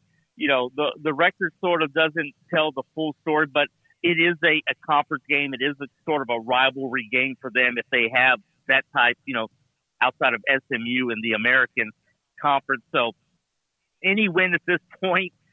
When you're talking about having pivotal moments of the season, the fork in the road, they've got to get these wins because you look down the road, they go to Navy the following week, and then they've got some other tough games on the schedule that people thought may have been gimmies that aren't a sure thing anymore. So this one would help. I mean, any win at this point is a step in the right direction. Joseph, you mentioned, as far as kind of maybe overrating or overthinking this year's team, like Logan Halls don't grow on trees, right? But, you mentioned injuries as well. How key and how big of a loss was Derek Parrish? It was huge. This was a guy that he that offensive line as a whole, it gets a lot of attention, but he was having a career year. And, you look at him and he's just this, he's the type of guy you walk into a gym and you see what he does and weightlifting and his power. And he just sort of epitomized what they want to be like up front. And when you don't have him, they have a guy, DeAnthony Jones, who actually led the team in sacks last year that's replacing him. But Derek was just having a next level type of year for them. And, they've lost their leading tackler, Donovan Mooden, who's sort of the Peyton Manning of the defense, or the heart and soul. He's missed the game with the shoulder injury. So they've had some significant guys that are out. And you're right. People like Peyton Turner and Logan Hall, those guys don't grow on trees. They would be really big trees if they did. But I think that's where Houston is sort of having to feel their way. They're entering the Big 12. They know that they need a certain type of player. And, these guys just sort of were born a couple of years too early, to not have them when they go into the Big 12. But, yeah, losing Derek Parrish was the latest blow for a defense that just couldn't they didn't need another, mark like that against them. You mentioned Tillman, Fertitta, and Pesman. Sometimes anytime you get like this vote of confidence or support, that usually is a death knell. But you're saying that it feels like unless just something completely falls off the rails, they want to have him and give him a chance to compete the first year in the Big 12. Yeah, you're right. That kiss of death, so to speak, when you get that vote of confidence. But, I'll throw this number at you. It's about $18.5 million right now. That's what the buyout would be. It's a unusual situation because he had 2 years left on his contract, but once Houston got into the Big 12, there was a clause that got triggered that in good faith the two sides would begin negotiating a new deal for Dana Holgorsen. And whether it needed to be done that quickly or not, that's up for discussion. But they did it. He's due 100% for the next 3 years, plus 60% of the last 2 years. So when you add it up, that's a lot of money that Houston just frankly can't afford to just throw away money like that. Now, Tillman, if he wants to write a check, I'm sure that's an option. But Dana Holgorsen's his hand-picked guy. Yeah, that was a Tillman Fertitta hire. So they want to ride this out. People that I've talked to said, look, they know people are frustrated. They know donors are frustrated. But they want to see this thing, how it plays out, because Houston has either lost coaches to other schools or in Major Applewhite's situation, they pulled the plug after 2 years. They just can't do that, especially going into the Big 12 next year.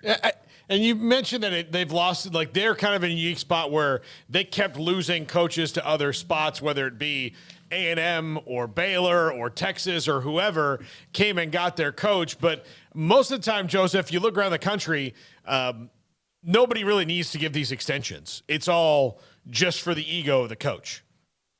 Right. And, and not only the extent, you look at the money that gets thrown around and, whether it's the loyalty or not. You've seen coaches that jump ship and have years remaining on their contract. I mean, look what's going on. The Kansas coach is having a great year in his second year, and he's probably gone after this year. He'll have a pick of the Nebraska job or the Wisconsin job, and that's just where they're at. And I'm of the belief that, look, Dana Holgorsen had dealt with some unusual circumstances. Year 2 was the pandemic. Year 3 finally felt normal for them when they won 12 games, but that was just one season. You play it out. You tell them, look, in good faith, we'll go to the negotiating table, but let's see how this year goes. But hey, to his agent's credit, he got him a heck of a deal, and for right now, that's something Houston has to live with. And he's signed until 2027. He says he wants to be in Houston. This is the last stop for him. If that's going to happen, we're going to have to see a lot of things turn around because otherwise Houston's going to find themselves in a tough situation of whether they are going to have to pony up some money and yet again go looking for another head football coach. Do you feel like Dave Aranda, after 2-7, immediately fired his offensive coordinator, offensive line coach, and made some dramatic changes? Do you feel like there will be any pressure on Dana to do anything with his staff? Right now, no. I think the one thing that is the most plausible is that he takes back over the play calling duties. And that's something that we're told from within the athletic department is on the table and being discussed. If this thing continues, I could see changes with the staff. I remember, after an embarrassing loss to Texas State, one of your Tony Levine, this is week 1 of the season, he canned his offensive coordinator. And that was only after 1 week. So, they've given some time to see how this plays out. I don't think they can, if it continues this way, that they can go much longer. So that would be the first step to make him or ask him to make decisions like that. And that's probably part of the saving your job for the moment by making changes elsewhere within your program. I appreciate it, Joseph. Thank you for being a part of the show. Good stuff. Joseph Duarte, Houston Chronicle, covers Houston for us. Again, the front page today about Mills, the quarterback with the Texans, and it's just kind of who they have to deal with right now, but also 2 and 3, the heat level on Dana Holgorsen at the University of Houston. Yeah, I think we'll probably be seeing him calling plays here really soon, is what it sounds like. And that's about all he can really do at the moment is, try to grapple some of that back. But, that seems like a no-brainer move given where they are at this point. And, Clayton Toon's been, I guess he's right. They threw him in way too early, but they kind of had to do that when Kendall Browse was OC there because of injury and whatnot. But, yeah, you're kind of sitting here with a team that is maybe not as good as it was expected to be, but is still littered with enough players to be better than they're showing right now. So it's problematic. And that buyout's problematic because no matter who you are, $18 million is not just a check that you cut. I mean, I know that there's people like Fertitta that can do that, but that doesn't mean you want to do that or that you necessarily have an easy time. That's still $18 million that you're cutting. So, yeah, very, very curious to see now that they get deep into American play. I mean, looking at their schedule, Memphis is going to be a little bit of a problem because they've got Seth Hennigan playing really well right now. They're off to a nice little start. So that's around the corner. Hold on. I just had it in front of me a second ago. Memphis on the road coming up. That's not a guaranteed win by any stretch. At Navy's not nearly as tough as it looked, maybe, or especially in previous years. Navy's just whatever. South Florida's bad. At SMU, could be another loss. Temple at home, and then at East Carolina and Tulsa at home. So there's definitely some more losable games on this remaining schedule, including the one coming up this weekend. So I'll be, very curious to see how they kind of navigate this upcoming game, given all of the stuff now swirling out there publicly in the paper and online. And it's just clear, there's no hiding that there's a lot of angst and frustration right now. So we'll see how they deal with that. All right. Thank you, Craig, Paul, and also Joseph Duarte. We appreciate his time with us. We're not done. Craig's Off the Radar is just around the corner. Former Baylor quarterback J.J. Joe, along with many others, by the way, will he, of course, a part of Baylor Radio, will be a part of it. Did I say something wrong? No, I just forgot about it. Okay. Well, just take your time. Max Duggan is this week's Earl Campbell Tyler Rose Award winner. He had a spectacular game in that win against Oklahoma, the blowout win against the Sooners. 418 yards of total offense and 5 touchdowns, 302 yards passing, 3 scores. And then, as he can do, ran well, 116 yards on just 5 carries and 2 more scores, his 4th career 100-yard rushing game. So he is the Earl Campbell Player of the Week for college football. And again, you have to be either from Texas, a high school player, whatever. You could be playing anywhere around the country and or playing for a college team in the state of Texas. Xavier Worthy's from California. He plays for Texas, so he's eligible. Yeah. Bijan's from Arizona. He plays for Texas. He's eligible. Yep. You can go down if you just play in Texas or you're from there, then you're good to go. But he was very deserving, and I think I said when Chandler Morris got hurt that might be a blessing in disguise for TCU. What do y'all think? Yeah, Max Duggan, it was his job before. They just destroyed Oklahoma. I think it's working out pretty well for them. I don't know if that would have been the same case with Chandler Morris. Yeah, and I think it probably just took him a second to adjust. And now that he has, and based on what Sam Mays was saying, it's Oklahoma's alignments are all screwed up. No, too, that's definitely a part of it. Yeah, but Max Duggan has always been someone I remember, and I think it was against Texas where he popped like a quarterback draw that may have sealed the game or gave them the lead in a game. He has been dangerous. Chandler Morris had the one big moment, and it was a big moment, beating Baylor a year ago up in Fort Worth. Off the radar, J.J. Joe around the corner, 365 Sports, Sikkim 365 Radio. The City of Woodway, Lindsay Gomez, the contact there. City of Woodway, of course, with all sorts of events coming up. In fact, there's one going on tonight. What they have, the City of Woodway, hotels, 7 of them. In this day and age where all of what we see here, the tourism that Waco is getting because of the silos and Chip and Joanna, but many other things besides that as well. The hotels, you're looking for one. And there's so many more hotels than when I arrived here 12 years ago. It's crazy, but 7 of them in the City of Woodway. You can find them, discoverwoodway.com. Tonight, remember, they have that, you can meet the first responders. Also, coming up, the Woodway Police Department having their drive-through cookout fundraiser. That's October the 8th from 11 to 3, the drive-through cookout fundraiser. Cops and Kids Halloween drive-through coming up October 29th. Cops and Kids Halloween drive-through where you could have a safe night and also still enjoy everything about Halloween. And also, I'm going to give away Paul's address where you can go by his place to get Halloween candy for sure. Veterans Breakfast on November the 10th. These are all events happening either tonight or throughout the month or early next month. Go to discoverwoodway.com for more information. Baylor University is where lights shine bright. So, let there be light. Let there be roommates and teammates, scholarship and championships. Let there be fresh starts and new traditions, fast friendships and lasting impacts. Let there be laughter. Let there be joy. Let there be light. Baylor University, where lights shine bright.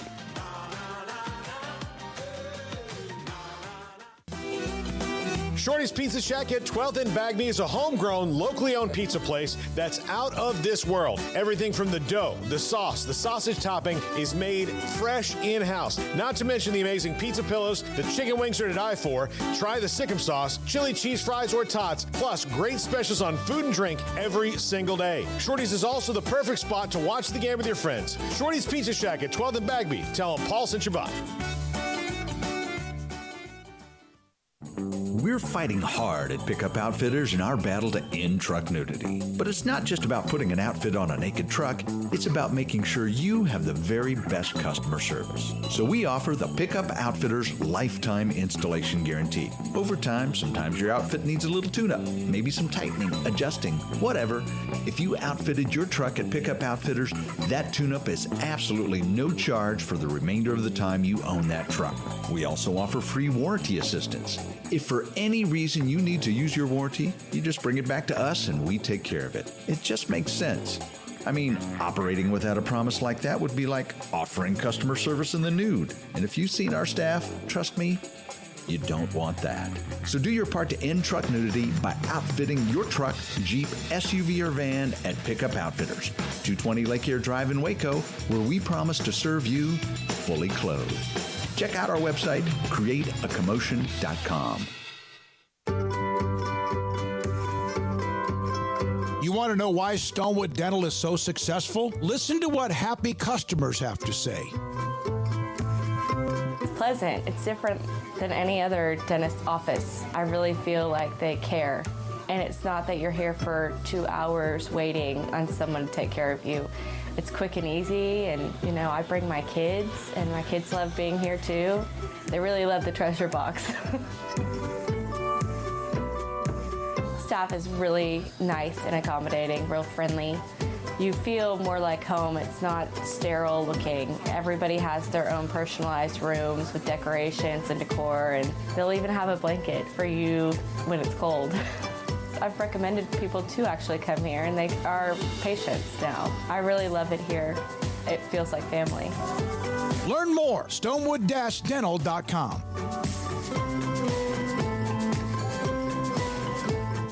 TFNB Your Bank for Life is the official local bank of Baylor Athletics. Find out why more Central Texas are making TFNB their bank for life. Sign up for our Edge checking and savings accounts to earn interest or cash back. With 5 convenient locations and an award-winning mobile app, banking has never been easier. TFNB, your bank for life. Member FDIC. Stepping into a new pair of boots is great, but stepping into the boots of a U.S. Army officer can also add confidence and leadership skills to your son or daughter's career path. There are more than 150 occupational specialties to help them find the best fit for their future. See all the things your son or daughter can achieve in our boots at GoArmy.com. U.S. Army Waco Recruiting Company, 254-598-8131 or 254-776-1543.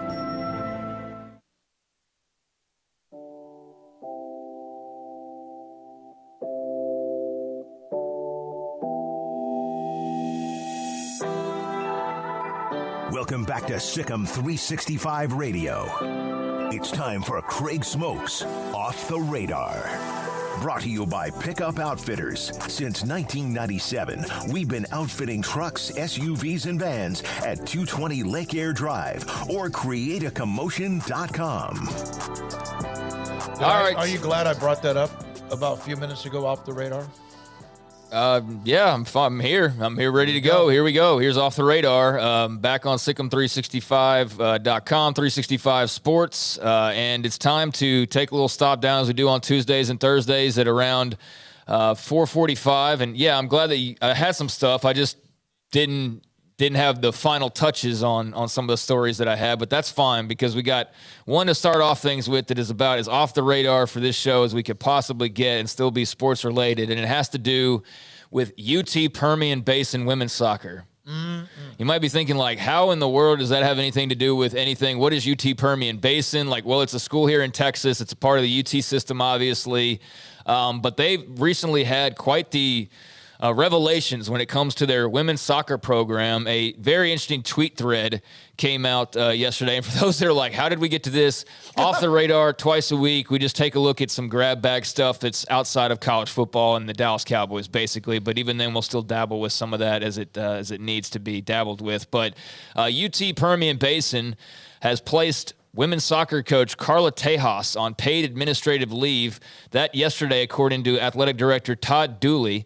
The reason why was a series of allegations from an anonymous group of players ranging from illegal conduct to NCAA infractions to inappropriate behavior.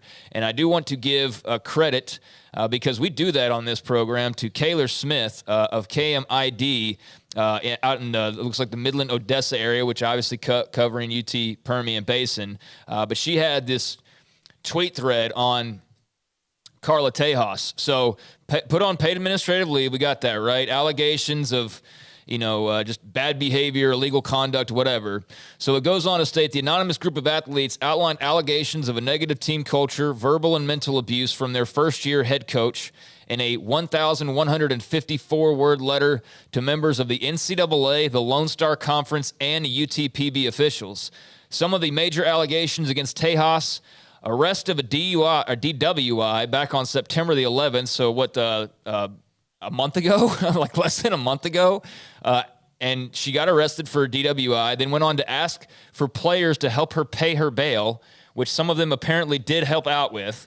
Also, physical interactions with members of the UTPB men's soccer team, including kissing in public. She distributed alcohol to minors.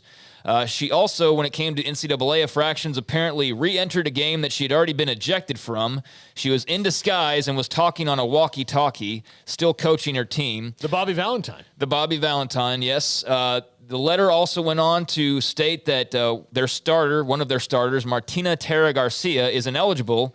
The reason why they state that is because she got to UTPB in the States back on September the 14th, so like 3 weeks ago. And she's from Uruguay originally, but she has not attended any in-person classes, or she had not before she started playing soccer at UTPB.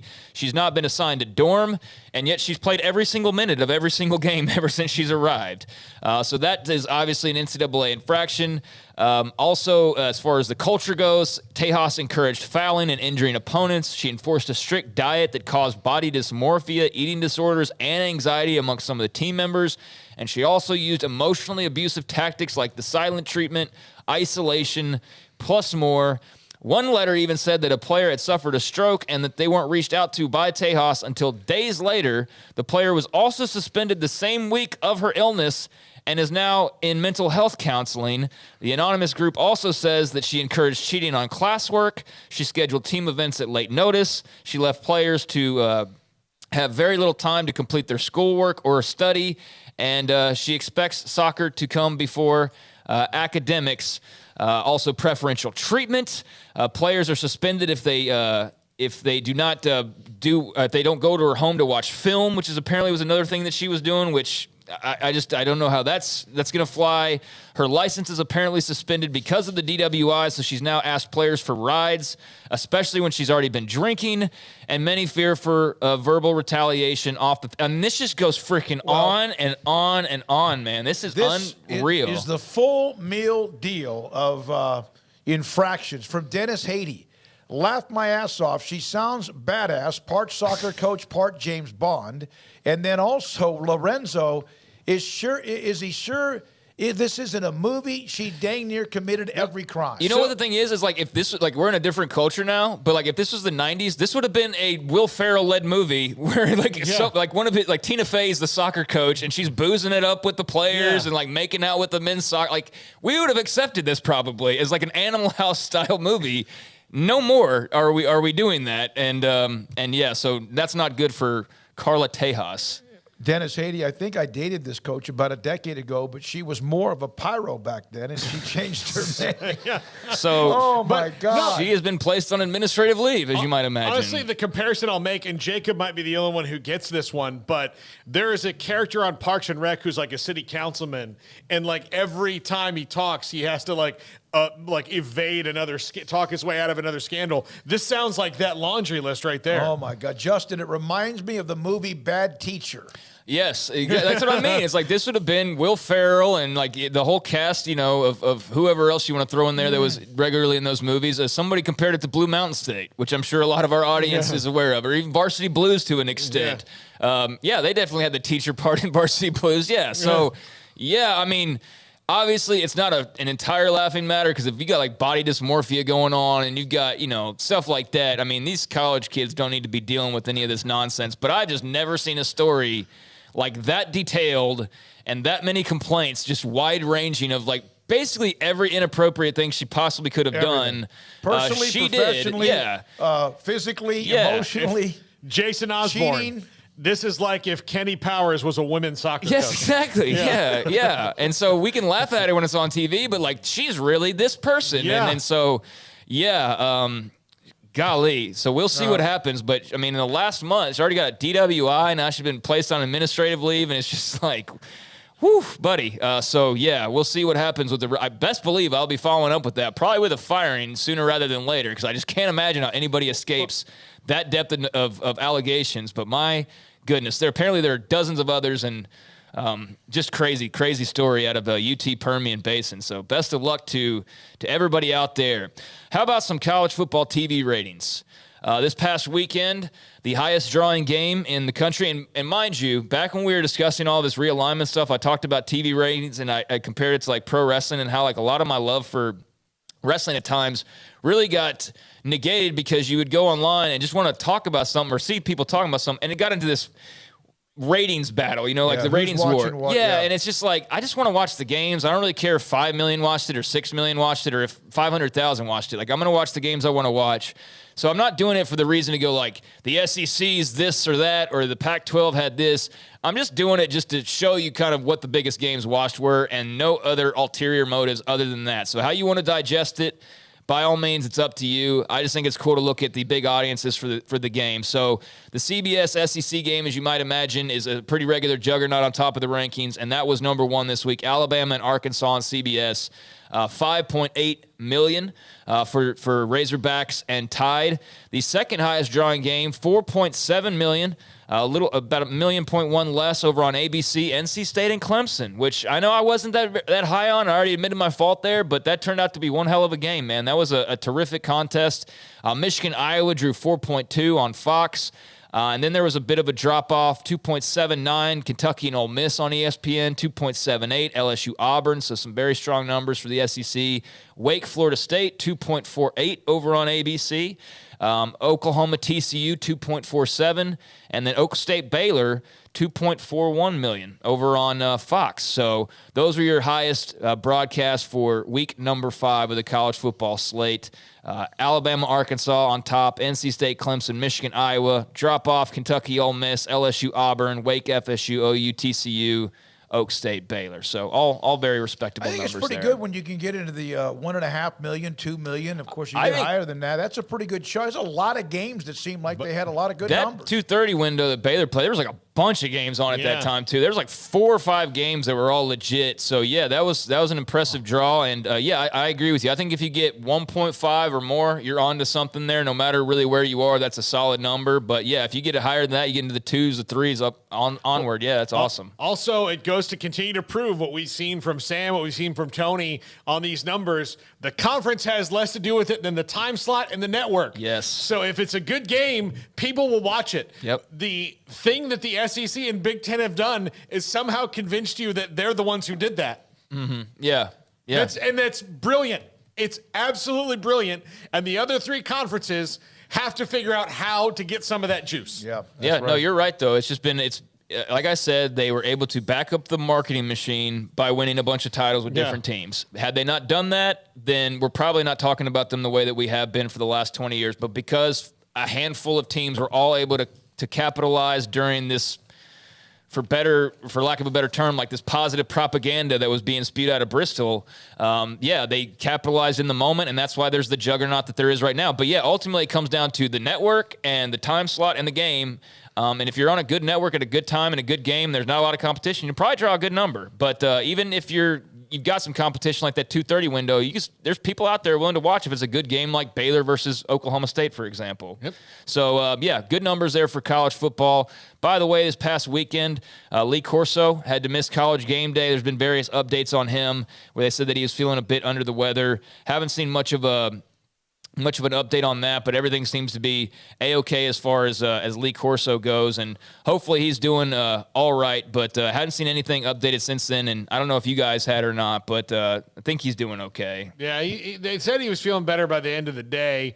You love Lee Corso. I do, and look, I will always love Lee Corso. I mean, I know that like it's getting to time where, I just, for his sake, I don't think he needs to be going, to Clemson one week and to Lawrence another week and on and on and on. But I hope we get as much of Lee Corso as we can. I'm biased because we share an alma mater and he's a legend there. Outside of being a TV legend, I mean, he was just already beloved there. He was on.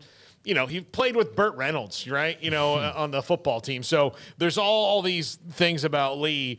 I hope that we get to see him a lot. But I do think that his replacement is already on the set, and that's Pat McAfee. And I wouldn't be surprised if Lee retires, then you see somebody like an Ed Orgeron or somebody that has that kind of, big personality. He makes a lot of sense. You're right, though. Like I hadn't thought about him, but yeah, he makes a lot of sense. I could see him on game day. Yeah. So, there had been that update from Chris Fowler had put that up. So yeah, Lee Corso appears to be doing okay after, and I would love to know from the people out there who are probably watching these shows, because I don't always get to watch them because of the time that Baylor plays and whatnot. I've seen some people who don't like McAfee as an addition. I've seen some people who love him as an addition. I've seen some people who prefer Big Noon.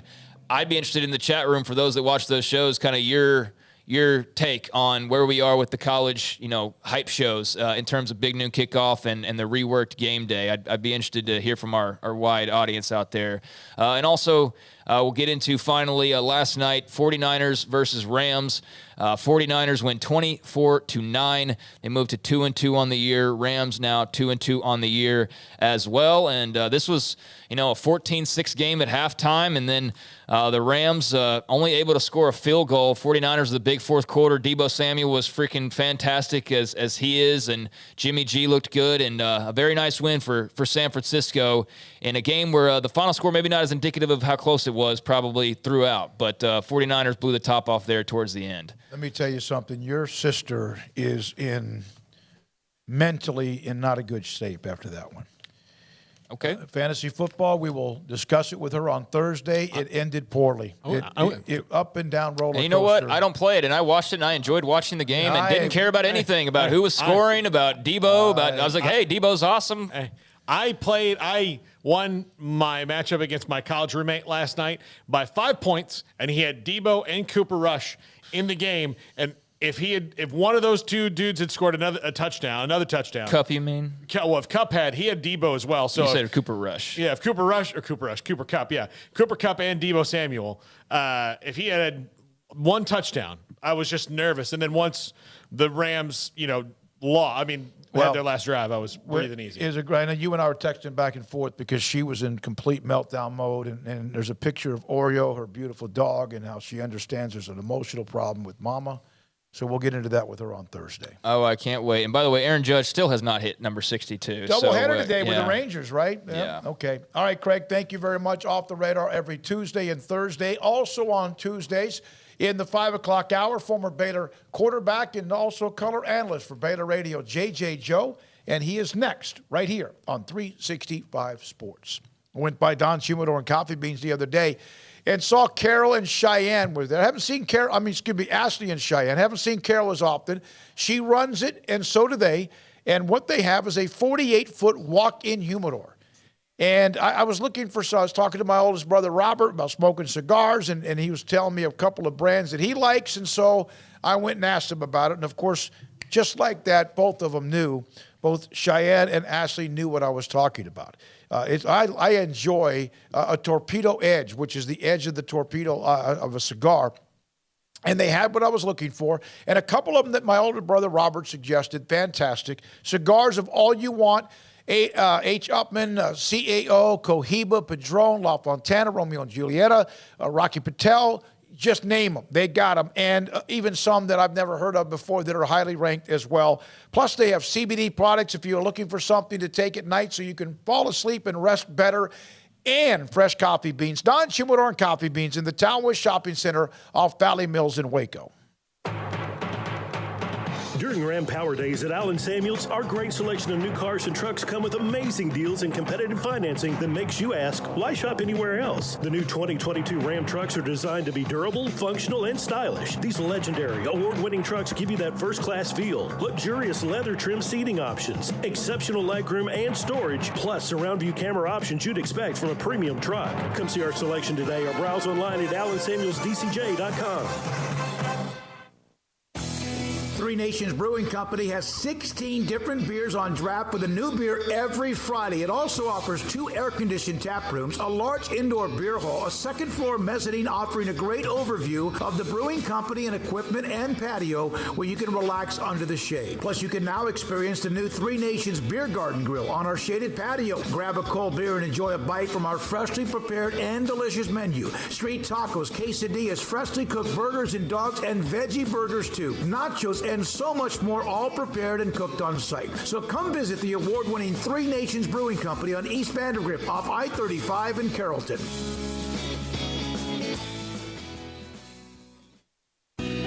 Let Camille Johnson Realtors guide you seamlessly through the process of buying your dream home or selling your current one. Commercial, farm and ranch, or residential, Camille Johnson Realtors can smoothly and successfully lead you through any transaction. With a team of 28 experienced agents who are excited about serving you, Camille Johnson Realtors services the entire greater Waco area. If you're in the market to buy or sell, contact Camille Johnson Realtors, 104 Midway Center in Woodway, or find them online at www.camillejohnson.com. Camille Johnson Realtors, elegant, charming, warm. Welcome home.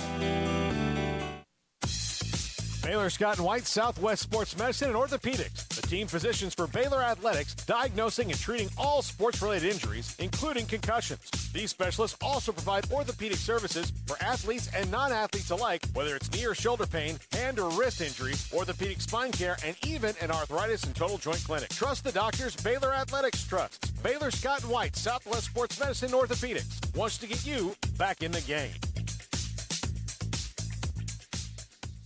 With so many companies and policies out there, it gets so confusing shopping for insurance, and I never know if I'm getting the policy that's right for me. Luckily, I met the team at the Niche Group Insurance Agency. With the Niche Group, you can go to one company and get access to coverage options from many insurance carriers, and you get to speak to a real person about your specific coverage needs. With the Niche Group, I know I'm getting the right coverage at the right price. If you need insurance, talk to the experts at the Niche Group at 1-800-258-8302.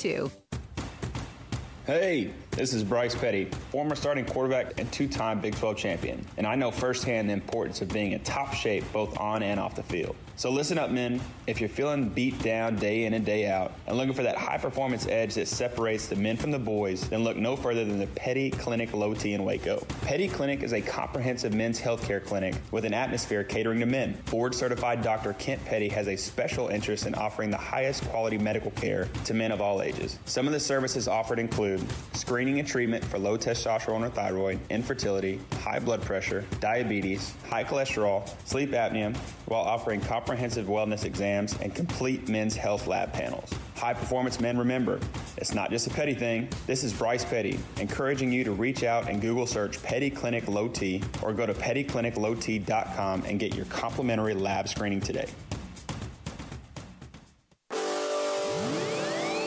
Welcome back to Sikkim 365 Radio. And Reese, no chance. It's a keeper. Look at the quarterback shaping. Fooled everyone. Touchdown, Baylor. The 5 o'clock hour is sponsored by Edward Jones Investments with financial advisor Ben Erlinson, who'll navigate you through today's financial climate. Edward Jones, making sense of investing. Second down and 15. Joe Bonner. He's loose. He's got his second touchdown. No flags. 69 yards on that score.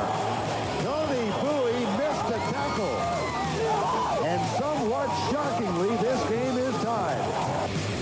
It's time for our weekly segment with former Baylor quarterback J.J. Joe. Now, here's David Smoak, Paul Catalina, and Craig Smoak.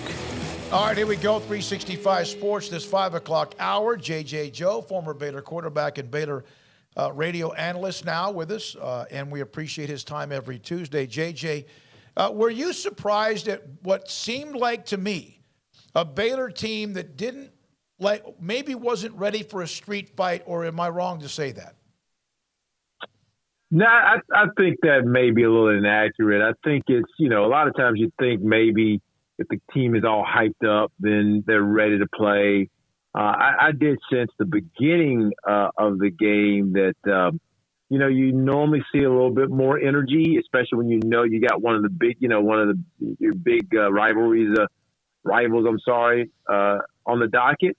But nevertheless, the offense actually moved the ball down the field, aided by a couple of, fortunate calls, and was in position to score and go ahead. So while, we may say they didn't seem as ready, as fired up, or as good to go, it was one of those plays that I wrote it yesterday. It was one of those plays where it almost just wasn't good enough, and we didn't get the start we really wanted. So, and that just kept happening over and over again on Saturday.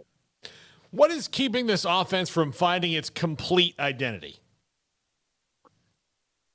Man, Paul, that's a great question. If I knew that, man, I'd go sell it to him, right? So, get a little comp off of it. But, in my sense, it's like anything. I think this offense is still trying to find who it is. You have the line to be a power running team, but you don't really have the backs that allow you to be a power running team, right? We have two really good running backs, I think. Well, three really good ones, and another very good back there as well. But if you have someone like last year's team behind this line, you had Abram Smith that was complemented, I think, by Treston more so than anything. And I think we're kind of in this no man's land where we have a quarterback who is very adept at the pass game, but the receivers aren't there yet. And we have a line that's really built to, run the ball, and we're asking them to pass block too much. So in a sense, I think that unless really coach hones in this week, you kind of, by the time you get to week 6, you kind of want to know who you are. And I think we're still searching. JJ, I have a couple of questions about the quarterback spot, and one about Shapen in particular, but this first one is just kind of general because I've had people ask this, and I'm not trying to cause controversy or say what if or whatever, but are they still better suited to what Gary Bohannon did versus Blake Shapen, or is that exactly the issue? No, I don't think that's exactly the issue. Okay. I mean, I think Shapen, in my opinion, Shapen is the right guy for this team because he can get you. Think about it. We're not in that game without his arm. Right. So and his accuracy. It's not just his arm; it's his accuracy and ability to put the ball in a small window. So you need Shapen for this team. But it's kind of similar to kind of my pro team, my Cowboys. It's like they're figuring out really what kind of team they are with their starter on the bench.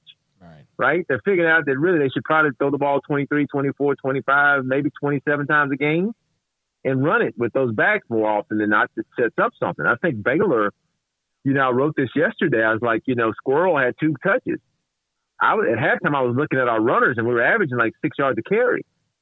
And, and after what I called, I thought, Coach Grimes was an excellent OC, his best game at Iowa State. I thought this week, maybe there was a little over-processing, and that's just me as an amateur looking at it. Instead of saying, hey, I can't run it on first down because they're gonna jump with me, man, on first down. But he did a great job, I thought, early in the game of really making Oklahoma State say, oh, what's coming? By throwing the ball. But I thought that second half, man, if he would have kept running Squirrel and Reese, I think, if Reese has 17, that was perfect. I think if Squirrel has 9, 10, man, that really puts that Cowboy defense in question. But I do think Blake is the right guy. Yeah, and he ends up with 345, 2 scores, and 2 interceptions. And obviously one of the interceptions was, shouldn't have been that way. But those 2 balls to Monterey Baldwin, I mean, how special were those? Special throws. That's why I'm saying we're not in the game. I mean, I think, and you got to think one of them was, we were trying to find a way to put that game away, and he and Monterey just kind of kept saying, no, we need to make this thing happen. We need to stay in it.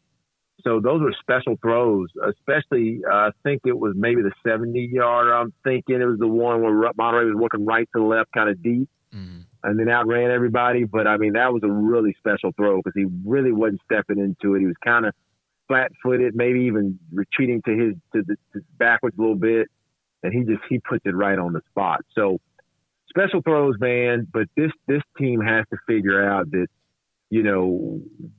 we have a line that can allow us to be special. Against Oklahoma State, probably one of the best offensive linemen in the country, I think, in Connor Galvin. I think he's a fantastic lineman. I think because we threw so much, we put him in a really tough position because he was having to try to block Connor. I forget his last name, but he's a pass rush specialist, and that dude is special if he knows you're dropping back. And he made a couple plays on Connor that you just don't see very often. Yeah, he was causing him a lot because of his quickness, especially on the, like you said, he was kind of getting inside and he got Connor off balance a little bit.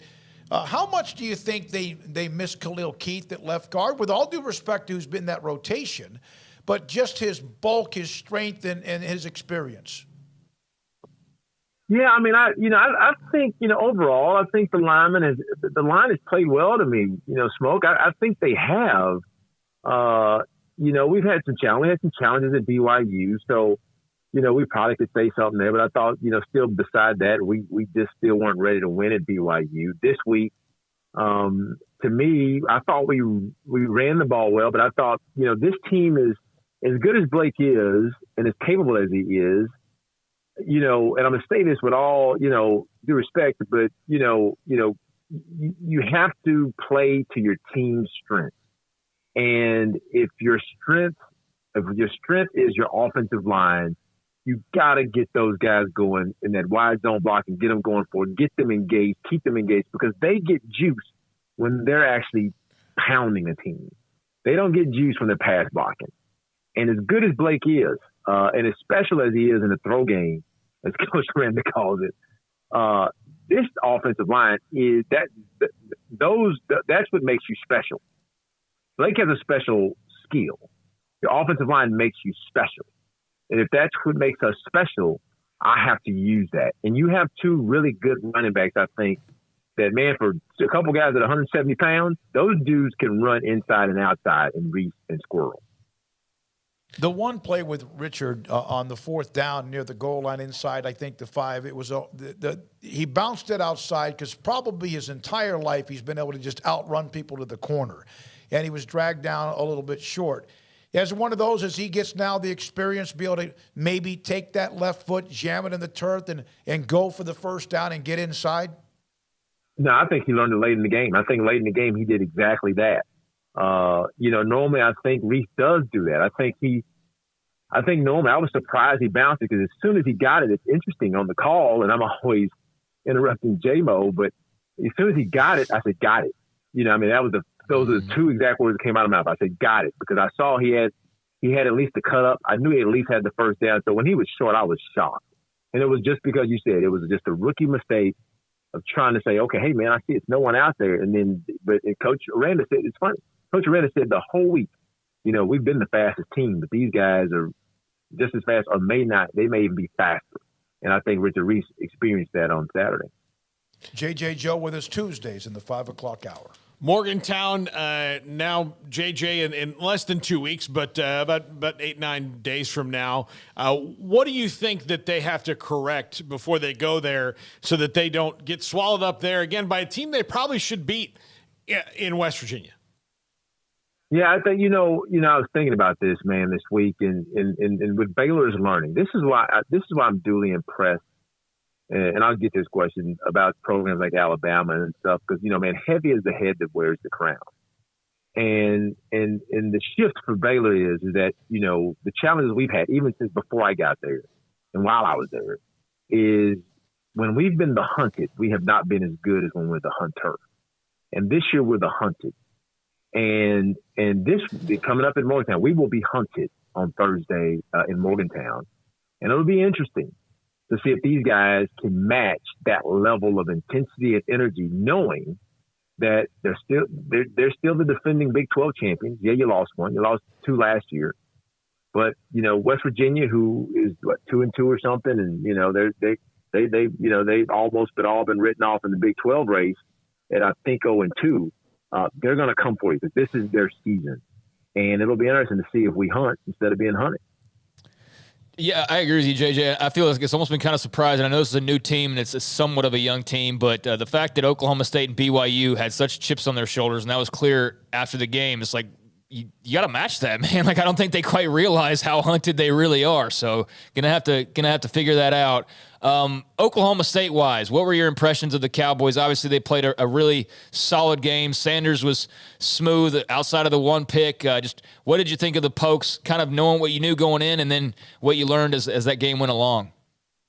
Duly impressed. I was impressed by Sanders. I knew he would give us one, right? I think we had about one other that he would give us. I think he almost gave us 1 or 2 others, just because his technique is off a little bit. But I was impressed by him. I thought Sanders, for the most part, and I wrote this last week too, I said, hey, look, I think he's very aware that he can't throw picks, and he's going to run a lot. I figured he was going to run or eat it. And I will tell you, as good as our defense played, I thought, because we gave up a touchdown on the kickoff return, that's really not theirs. I was shocked we did not spy that guy. I was duly shocked that after that first run, a guy with his running ability, that we did not spy him with Al, and I think we tried maybe with Matt one time, but I was shocked. So I was impressed by the receivers who made plays, and they just seemed on that day, man, to make the play. But despite all that, I mean, it was kind of like the BYU. Despite all that, this Baylor team is down 8 with the ball driving, right? Gets it out to the 30, and then it hits us again. So as impressive as I was with OSU, I did not come out of that game feeling like that team is far superior to ours. I did not. JJ, that's an off week. How much can you do? Is it more reps? Is it more mental? Is it more physical? Or is it all the above during an off week? Well, I love what Coach said. He talks about self-scouting. A lot of that goes on during an off week. Coaches look at, hey, what we're calling, what we're doing. I think Coach Aranda, I trust him, man. I think that, he knows what this team needs. And I think for this team, it's more between the ears. And ultimately what I think with this squad is that, he said it, this ain't last year, but that's less for the players and more for the coaching staff. I think he was talking to the coaches instead of his players. Because I think sometimes we have so many guys coming back. We have a special quarterback who played a lot, even though we have young runners and young receivers. Hey, that seems to be coming together. But we're asking guys to do something similar, like we asked certain guys to do last year, and that just ain't us, right? Yep. We got to do it just a little bit different. So it'll be interesting, but I think a lot of it is just mental and getting themselves back to playing that kind of football we know they can play. Yeah, he's mentioned the coaches quite a bit in like post games and stuff. Like, I definitely think there's some messages like those sessions. We like to think that he's just talking, but there's always messages for all coaches when they're doing those things. And JJ, there was one roster note today. We're going to see this. We have already seen this across the country because of the saving your year and all that. Josh Fleeks has entered the transfer portal after a lengthy time at Baylor.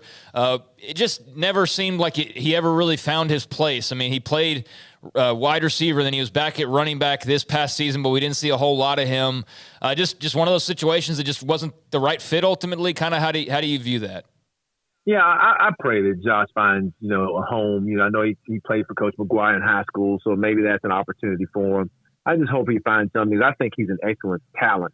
But, to me, he's a hybrid. To me, he's is he a receiver slot? Is he a running back? He's kind of an in-between guy. And I think in this offense, they never could find the fit. So maybe if he goes somewhere else and gets an opportunity, he gets a chance to play. But for all intents and purposes, I hear that it sounds like he did everything they asked him to do, switch positions and all that, and it just didn't work out. So I hope the best for the young man. JJ, it's always great to have you on, buddy. Appreciate your time. All right, guys. Thanks. JJ Joe, Baylor radio color analyst, former Baylor quarterback, and his thoughts about many things, including the last question about Josh Fleeks entering the portal. And I think most everyone would say that, they have that crystal ball when it comes to recruiting that maybe Texas Tech's the right fit. Who knows? But always a great young man, but it just never seemed to click. And they need weapons. They need playmakers. And this is an opportunity here, and it didn't work out. All right, when we come back, John McClain, Hall of Fame columnist, will join us. Craig's off the radar earlier. Paul's top 5 coming up around the corner as well. And again, we're here until 6. Don't forget tonight, we have sports tonight at 10:30 on the CW channel.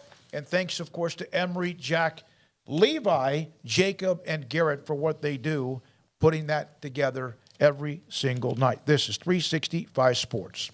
Pickup Outfitters, Jay Errett, the owner. Pickup van, your SUV, whatever vehicle you need that you still need something to add to it. Something's missing. An accessory of some sort. They have all of what you could ever want, from cover it up as far as your pickup bed, what you need to cover it up with, different types, in fact, that they have different parts of manufacturers, retractable, rolling, folding, whatever you need. And then the bed liners to keep it from getting scratched up. If you want to do that, lay in and spray in bed liners. It's deer season. Want to protect the front of your truck? Well, you have the ability to do that with a grill guard or bull bar. And, of course, they have all the bumpers you want on front and or back. And if you want leather seats, Pickup Outfitters, an authorized dealer and installer of premium catskin leather kits and seats. They are fantastic. Pickup Outfitters, 220 Lake Air Drive, Jay Errett, createacommotion.com. The wait is over. Richard Carr GMC has the trucks. 2022 GMC Sierras have hit the lot, and they're waiting for you. Sierra trucks offer best-in-class towing, strong steel beds, multi-pro tailgates, and advanced features that make driving a Sierra second to none. Trucks are waiting for you to test drive now. So call now, log in now, or get here now and drive your next truck today at Richard Carr. Richard Carr, they have the truck for you. How did Edward Jones become one of the biggest financial service companies in the world? By not acting that way. Financial strategies, one-on-one advice, it's a big difference. And that's why Brad Wilson, your Edward Jones financial advisor, makes sense of investing. Experience the difference for yourself. Brad Wilson, 250 Sharon Drive in Woodway, 254-776-4337. Edward Jones, member SIPC. Parenting is full of surprises. You never know what to expect. So after our son was born, I called my Texas Farm Bureau insurance agent to set up a life insurance policy in case something happened to me. Sawyer is now 2. And we'll soon have a sister. There's no one else I would trust with protecting my family. Stop by and see our agents at one of our 3 McLennan County locations. Coverage and discounts are subject to qualifications and policy terms and may vary by situation. Pizza, burgers, and Bears football. There's no place around Waco that serves them all other than Bubba's 33. Come show your green and gold and enjoy some of Waco's best food and beverages while watching your favorite team, the Bears. When real Bears fans get hungry, Bubba's 33 is the #1 spot for ice-cold drinks, hand-stretched, stone-baked pizzas, and bacon-infused burgers. Join us for indoor or patio dining. Bubba's 33, Waco's restaurant and proud supporter of Baylor Bears football. Sick 'em, Bears. Stepping into the boots of a U.S. Army officer can add confidence and leadership skills to your son or daughter's career path. See all the things they can achieve in our boots at GoArmy.com. U.S. Army Waco Recruiting Company, 254-598-8131 or 254-776-1543. I hate my job, but I don't mind getting up in the morning. I dread each day, but I can't wait to get out of bed. You ask me why, and what I'll say to you is true. Well, you can get breakfast tacos at Rudy's Barbecue. Scrambled eggs and brisket, they ain't fooling around. Salsa drap, son, they're the best in town. Barbecue for breakfast, yes, it's true. Put a smile on your morning at Rudy's Barbecue. Next in line. At Ideal MRI, we feel blessed to be part of the Waco community. We're a small family business here in Central Texas. At times like this, the cost of healthcare has never been more important. And unfortunately, significant illnesses and injuries still occur. And that's why Ideal MRI is open and here to serve you through this difficult time. So if you need an MRI, ask your doctor about Ideal MRI. You can schedule online in minutes at idealmri.com or call 833-IDEAL-MRI.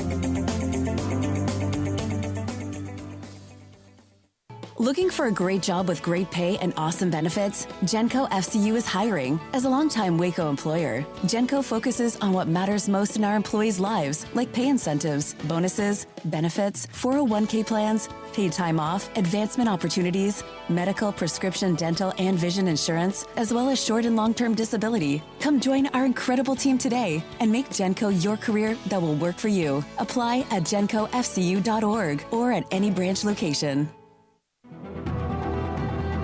Welcome back to Sikkim 365 Radio. It's time for our weekly segment with NFL Hall of Fame columnist John McClain. Brought to you by Pioneer Steel and Pipe, where customer service is their main focus, and best in metal, steel, and pipe for large or small projects, with 2 locations in Waco and Bryan. Family owned and operated since 1943. Read John's work at gallerysports.com and sportsradio610.com. All right, John McClain, Houston Chronicle. For a long, long time, Hall of Famer, now gallerysports.com. Houston 610 Radio as well, and just a Hall of Famer in every way possible. John, I know that this may not be on the radar in Houston because of baseball, the Astros, or whatever. How much play is it among sports fans on Houston's football team, not the Texans, but the Cougars? And I saw that Dana Holgerson was on the front cover of the sports page today, and he's under a little heat.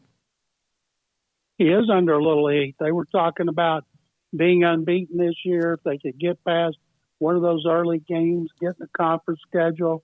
They've been a big disappointment. And Holgerson's under a lot of pressure and criticism because of his play calling. So, yeah, it's not what the University of Houston expected this season. They do have some talent. He got transfers. They're preparing to go in the Big 12. And the Cougar fans who I know and talk to a lot, they're really disappointed at this point, and they say this is not the way you want to go into the Big 12. I said it doesn't matter how you go into the Big 12. It's what you do when you get there. And right now the Big 12 is as wide open as I can ever remember it, and I would think that it would be a good time to go to the Big 12. John, do you think Dana can get just a little bit of chill, or does he have to win some games first? No, he's not going to get fired. They like him a lot. He's done a really good job there, but they They've lost 2 overtime games, and my goodness, they lost to a third-string quarterback in overtime to Tulane here.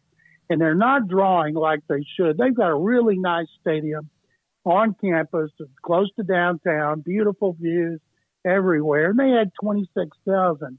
Now, I think when they go in the Big 12 and they start playing teams like Baylor and TCU and people that they played before, I think their crowds will be bigger. I know it'll be a lot more exciting here because the conference that they play in, the American Conference, they're playing teams like Central Florida, I think Central Florida Navy, and people just don't care. And I actually just saw news from Joseph. Tajon Henry, their running back, is now out after some surgery, apparently, on his busted-up ankle. So there's another key contributor that now appears to be out for at least a little while, but not sure on the rest of the details there. John, Texans 34-24 fall to the Chargers. Really got into a bit of a hole there in that first half, especially that second quarter. But just your impressions on Jalen Petrie and the rest of that Houston squad right now under Lovie Smith. Jalen Petrie's made a couple of mental mistakes. He had 2 tackles behind the line of scrimmage that were wiped out because of penalties. He's playing great. It's amazing to me. The Texans only have, 4 players on their roster they drafted in the first or second round. That's how much they've gotten rid of players. The 2 number 1s are Derek Stingley, Kenyon Green, right tackle Titus Howard, who came here in 2019, and Petrie. Shows you how bad of a job they did drafting when Bill O'Brien, Brian Gaine, and Jack Easterby were involved, and Nick Caserio has had to take it down to the foundation. But Petrie and Stingley are 2 of their best players, and they're going to make mistakes. But the key is, do they learn from them? And you guys know, you never see Jalen Petrie make the same mistake 2 times. People are most excited over another rookie, Dameon Pierce, who has 311 yards rushing, more than any rookie in the NFL. He had a 75-yard touchdown run to spark a rally. Texans were down 27-7. They scored 3 times in a row to make it 27-24 with 8 minutes left. They needed a stop, and they couldn't do it. The Chargers went 12 plays, 84 yards to secure the victory. And that's another time Texans had a chance in the fourth quarter. They've blown a chance to win all 4. How's Lovie handling everything, knowing that he's very, kind of his demeanor is very quiet? I know his fire burns inside. How's he handling things? He's always glass half full. Everybody hears glass half empty because Davis Mills is not playing as well as he did at the end of last season. Pep Hamilton, the quarterback coach last year, elevated to coordinator and play caller. He's under a lot of fire because of the play calling. But in the defense, Lovey's in charge of the defense.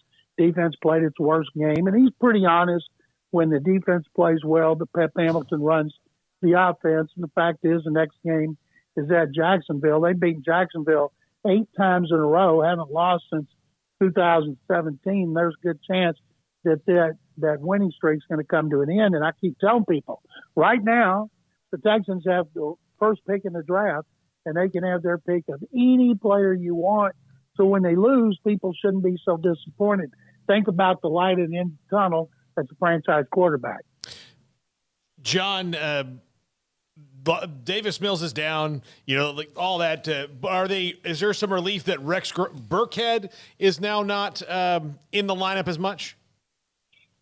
Rex Burkhead. My God, yeah. John, you're going to lose your mind on that one, aren't you? I call him Rex bleeping Burkhead on the air here. Now, in his defense, he had 3 catches, 2 for first downs and 1 for a touchdown. But there was a play in the second quarter, 4th and 1. Texans went for it, and they had Davis Mills, who's a pocket passer, fake a handoff to Burkhead like the Chargers actually thought Burkhead was going to get the ball. Mills rolls to his right. Burkhead goes out in the flat. He's covered like a rash. Oops, they forgot to block Khalil Mack, the best pass rusher on the Chargers. Boom, a sack. What happened? A rookie tight end who was only playing because of injuries. He takes off the upfield like he's going to catch a pass, and Mack just runs right by him. And that was a dumb play from the start. That on 4th and 1, Get Dameon Pierce in there, your best runner. And the last play of the game, the Chargers have taken a knee 4 times, 16 seconds left. Texans get the ball. They're about to take a knee. Then they decide to hand it to Pierce, and he runs for 2 yards. Game over. And we're killing them. What if Pierce had been hurt on a needless play? Sacrifice Burkhead. Give Burkhead the ball when you're running out the clock on a loss, not Dameon Pierce. John, what have you made of all the Tua talk revolving around his injury, playing last week, getting hurt again? Obviously, they made the move to get rid of the independent person involved in the decision-making. Just your thoughts on kind of this ugly story, I guess, head injury-wise and the NFL and the decisions made. One of the things that makes it so bad, Craig, was all caught. It was on, it was on TV. They saw Tua hit his head against Buffalo, get up, stagger around, have to go down on one knee to get it back together. And then he said it was his back, not his head.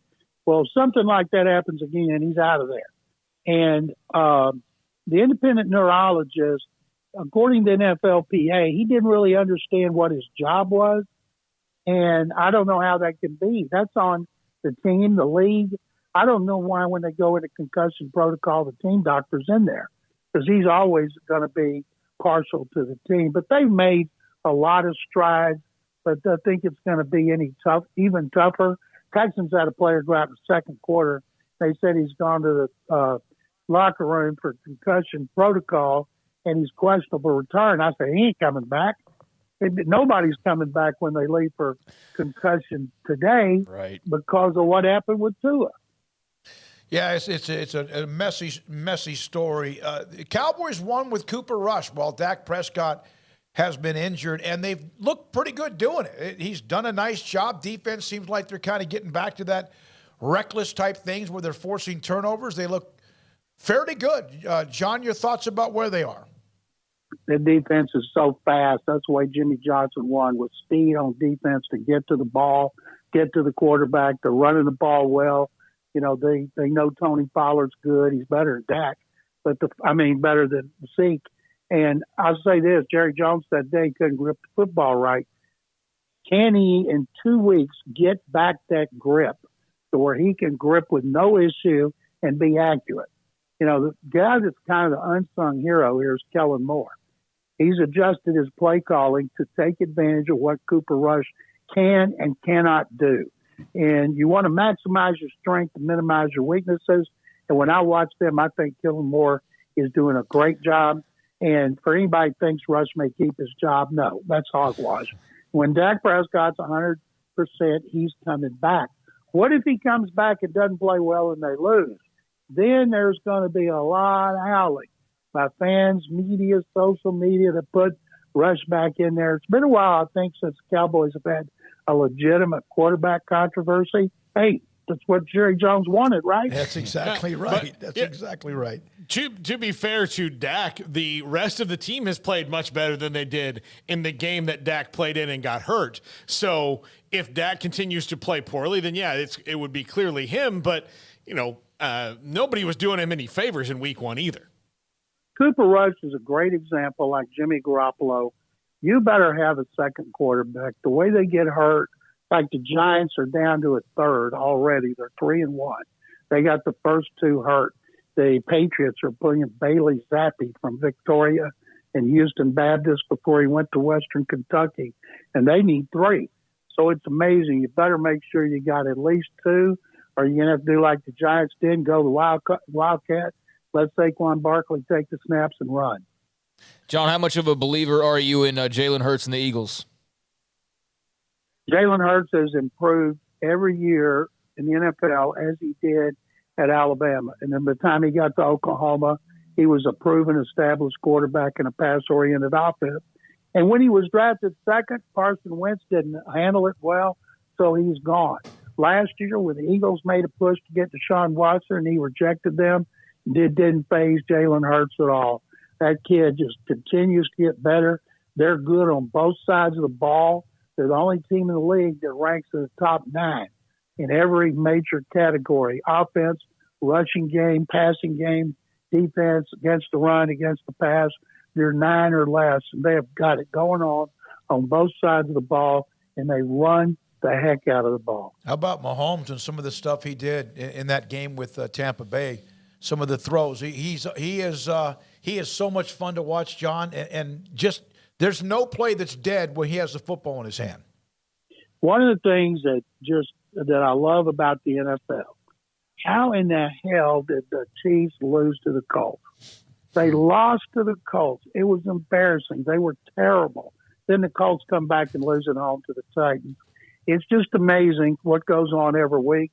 But Pat, that's why people say, is Philadelphia the best team? I said the Eagles are only unbeaten team, but I still think Kansas City and Buffalo are 1 and 2 because of their quarterbacks. And I wouldn't rule out the Packers. They're not getting a lot of love because those young receivers are being developed. The maturation process is ongoing as we see them.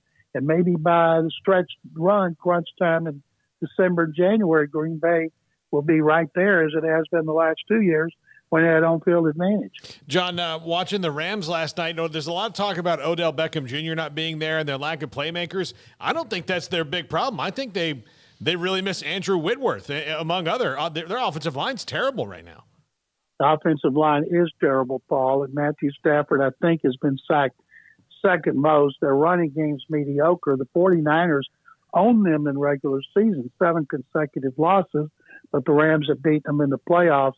It's amazing to me the way the 49ers just keep running the ball, no matter who they put out there. They got heat on Stafford, even though Eric Armstead left the game, and Deebo Samuel showed why he got a big raise. That guy is a big play waiting to happen. I didn't take the Niners seriously because Trey Lance did not play well in the last preseason game here. Him getting hurt, this is terrible to say, might be the best thing that happened to the 49ers this season. Now he gets another year to learn. Garoppolo will be unrestricted, can't be tagged.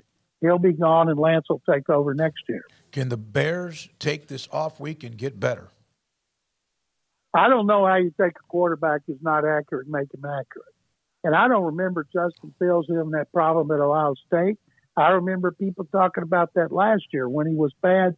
Well, he's a rookie. But right now, he's struggling. The toughest loss the Houston Texans will have all year was when they went to Soldier Field, and Fields was awful as a passer, and the Bears still won the game. It's going to be interesting. It looks like they'll have a high pick. New regime there, new GM, new coach.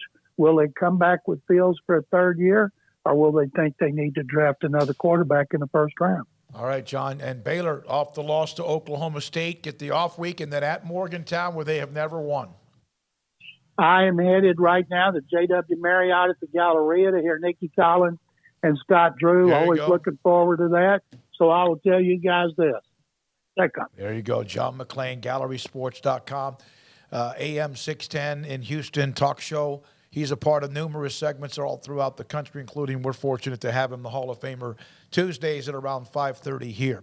Paul Catalina and the top 5 in just a moment around the corner. I think we have touched on pretty much everything. There were a couple of notes. Craig, you brought up Zach Calzada. Transferred to Auburn. He was a quarterback for A&M when they beat Alabama last year. He's out. Is that right? They've had surgery? I have no idea. He's having surgery. Yeah, he's out for the year. And kind of a weird, for him, for Auburn at quarterback. I mean, T.J. Finley's been out. Zach Calzada doesn't look like he's really going to play for Auburn. Maybe ever. I mean, because, we'll see what happens. Robbie Ashford, is it that Robbie Ashford that was at Oregon that is now at Auburn? He's started at quarterback. They're a bit of a mess outside of everything that's going on in the background there. West Virginia running back C.J. Donaldson, who was out on a stretcher at Texas.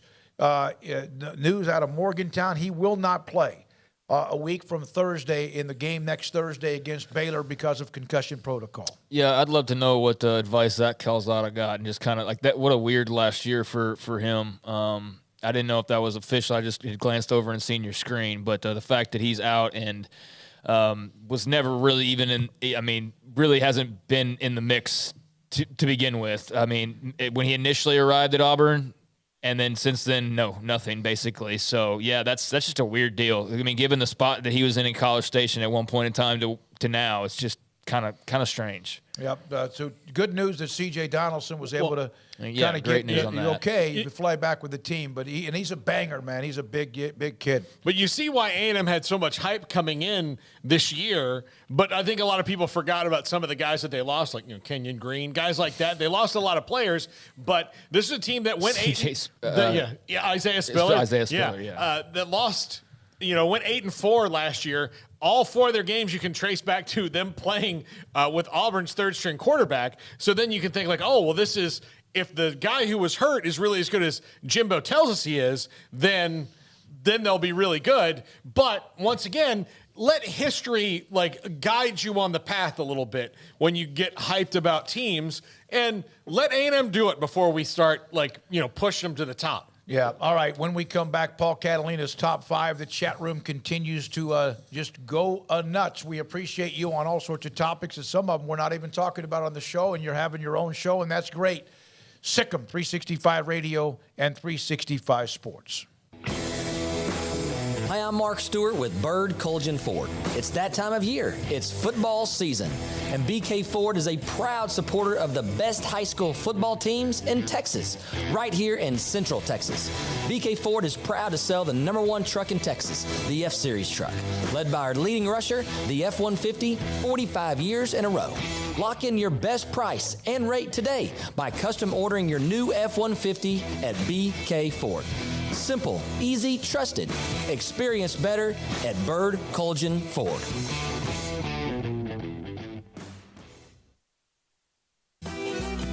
Shorty's Pizza Shack at 12th and Bagby is a homegrown, locally owned pizza place that's out of this world. Everything from the dough, the sauce, the sausage topping is made fresh in-house. Not to mention the amazing pizza pillows, the chicken wings are to die for. Try the Sick'em sauce, chili cheese fries or tots, plus great specials on food and drink every single day. Shorty's is also the perfect spot to watch the game with your friends. Shorty's Pizza Shack at 12th and Bagby. Tell them Paul sent you by.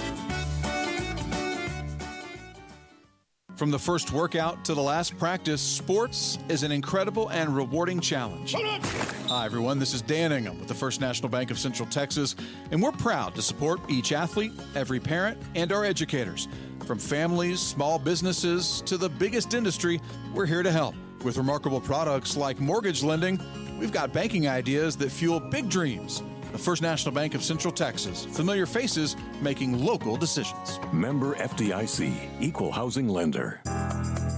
Riverbend Liquor and Wine, Lakeshore Drive, North 19th Street, right behind the bank, is a hidden gem in Waco. If you're a fan of bourbon, especially local Texas bourbons, that's where you gotta go. Balcones, TX, Devil's River, whatever it is, they've got it. Riverbend Liquor and Wine, plus the best selection of craft beers in Waco, seasonally churned out throughout the year. Whether it's spring, summer, fall, or winter, Riverbend Liquor and Wine, best selection of craft beers, a speedy drive-through window, and excellent customer service. Find out more on Instagram or just go by and see them. Lakeshore Drive at North 19th Street behind the bank.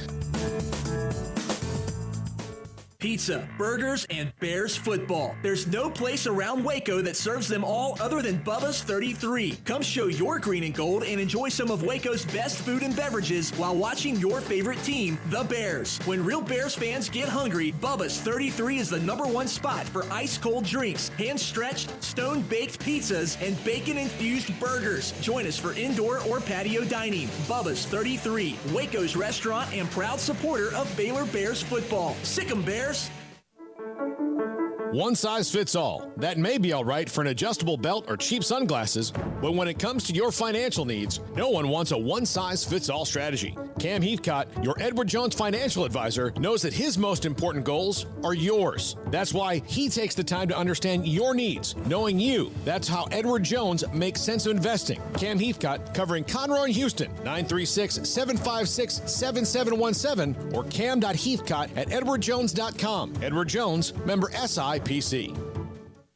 Did you know that 1 out of every 4 men have symptomatic low levels of testosterone and don't even know it? And if you think you're too young to worry about it, guess again. Low T levels can make you feel tired and grumpy, cause weight gain, and wreak havoc on your sexual desire and performance. Petty Clinic Low T can set up same-day blood screening and results, so if you're tired of being tired, I challenge you to man up and Google search Low T Waco or go online pettycliniclowt.com. It's a private clinic with an atmosphere catering to men. Affordable, only $150 a month, includes lab work, office consultation, testosterone injections, follow-up visits compared to $395 a month in Dallas or Austin, and you don't have to fight the traffic. Petty Clinic Low T is board-certified physician consultations, will provide the best form of brand-strength testosterone available.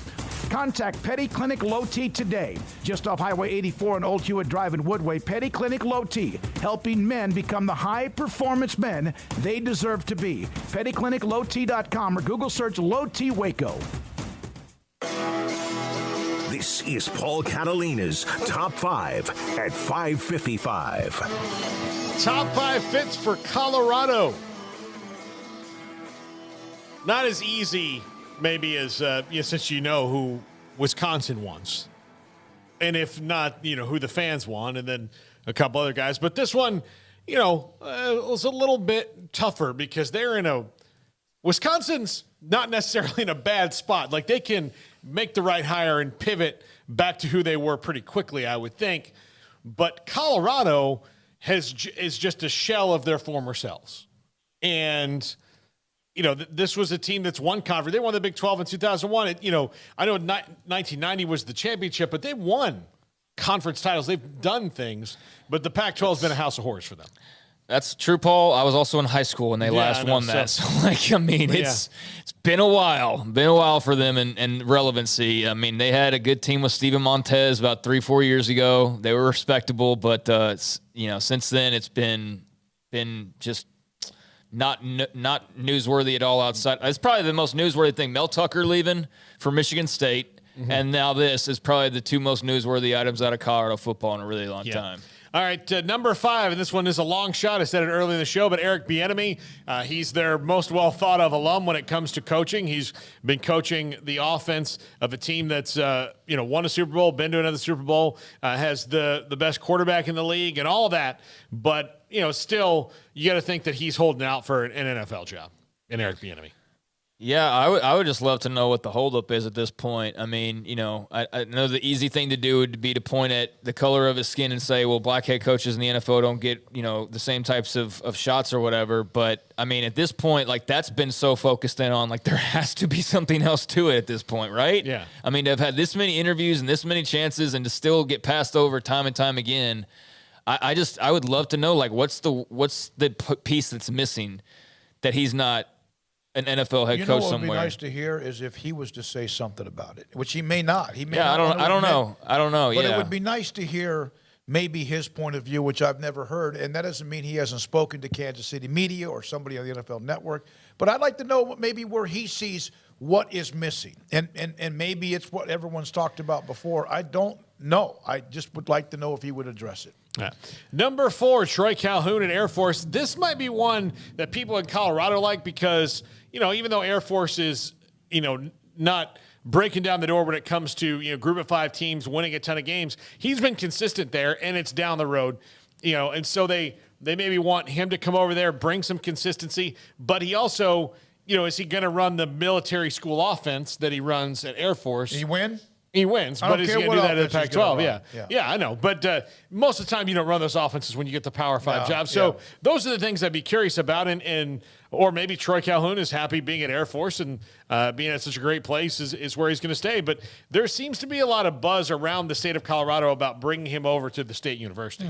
Yeah, I don't think that he'd do that necessarily, what he's been doing at Air Force in Boulder. I feel like that's one of those things you kind of have to do if you're at Navy or Army or Air Force is you have to be unique and you have to run the freaking triple option or the whatever.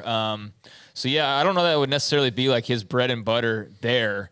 But yeah, it definitely makes a lot of sense. I would consider him probably a top candidate for the job. Yeah, I think so. Number 3, this one, if they want to go in their own conference and snatch a guy who's well thought of, but is at a place that you're always really going to spin your wheels in getting people to care at Cal. Look, they've proven that they'll care at Colorado, and there was some thought that he might be up for the Oregon job and Justin Wilcox, but this is someone that is in the Pac-12, will be recruiting the West Coast anyway and your area. So maybe Justin Wilcox is a fit there. I don't know. Cal seems to be content with him, but also they don't really seem to care all that much about what goes on there. Yeah, I haven't thought about him. I don't know if I'd leave Cal for Colorado. Yeah, I don't think he does, and I don't think contractually that it would be in his best interest either, especially with Colorado having to pay the buyout. I don't know how much they're really thinking of throwing at the next head coach. So he would probably have to take a pay cut, I would think, to take the Colorado job, unless they've got something in store that is not what I'm expecting, I guess, or kind of what the industry thinks of the job right now.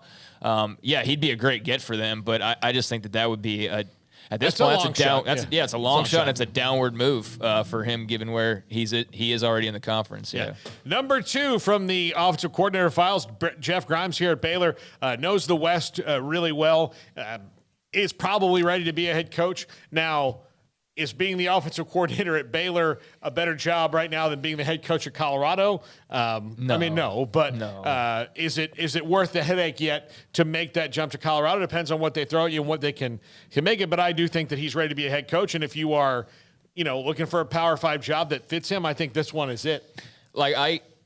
It's a better job in that he can stay where he is and be really satisfied and make good money and have a recruiting hotbed around him and not have to worry for a whole lot. But, that's still a Power 5 head coaching job. You know what I mean? Those just don't grow on trees. Now, I know, obviously, there's coaches out there, they don't take the first job that comes to them. So, in that regard, maybe where he is as OC is better than taking any job, because he could have taken some last year, I'm sure. But, I would have to think if a P5 comes calling. And then again, we don't know the inner workings and the administration part of things and how the alignment, so to speak, is. I need to know more about Colorado's alignment, because that's something that a lot of coaches talk about, especially these days, and something that's obviously come into play heavily with Aranda and Baylor. So he's due. Probably not having the best run at the very moment as, when he was fresh off of last season, but he's still going to be in demand, and it seems inevitable that his time's going to come at some point. And number 1, Brian Harsin. Look, I had him on the Arizona State list. I've got to have him on the Colorado list. I mean, it makes sense. They're similar-ish jobs. They're not the same. They've got some similarities to them. And Brian Harsin is a guy who's a good head coach. He's just not a good head coach at Auburn. And it's not a fit. Let's everybody get Brian Harsin at Auburn, get him another job, and move on so that you can, end this unfortunate marriage that, somebody thought was going to work and clearly doesn't. Yeah. And I think he's good. I think Brian Harsin would be a great hire for Colorado. I mean, it does seem like he's on the end of his rope in Auburn right now, and it's just a matter of when, not if, and I guess the timing will play into it. I mean, I don't think that Colorado's in any hurry, nor can they really be demanding to be in a hurry. So, I guess it's just a matter of when he eventually gets fired, whenever that day comes, but it certainly seems like it's not too far away at this point. I know one thing, that with what Auburn wants to do there, you absolutely cannot have your hand in the cookie jar, because they are looking for a reason, right, to get rid of him. And so just deny everything and let your agent do whatever he wants to be doing. Yeah. Did it make sense? No. If it's learned that his agent has contacted Colorado in any particular well, that sounded way more nefarious. I was deny everything. What is he doing? I'm just saying he does not need to be. He just needs to let things ride out. Yeah, he's already. Get fired, get your whatever money's left, and then go get the other job that you can inevitably get. Yeah. At the same time, if he has an opportunity there and he knows he's dead at Auburn, then by all means do what you can do. I would right now, if you're dead at Auburn and they said, have you been offered the Colorado job? I'd be like, no, but I'll take it. Yeah. Get me out of these crazies. Golly. Yeah, I agree. All right, Paul, great stuff. Everybody, Emery, Jacob, Levi, Jack, and Garrett, we appreciate you, all of our incredible sponsors. Those of you in the chat room had a lot of fun, that opening segment, trip down memory lane, and also the reminiscing of certain things, college football coaches, and so much more with what went on throughout the show. And thanks to Paul and to Craig and to you, our 365's family. It's 10:30 tonight, CW Channel, Sports Tonight. I'm David Smoak. Good night.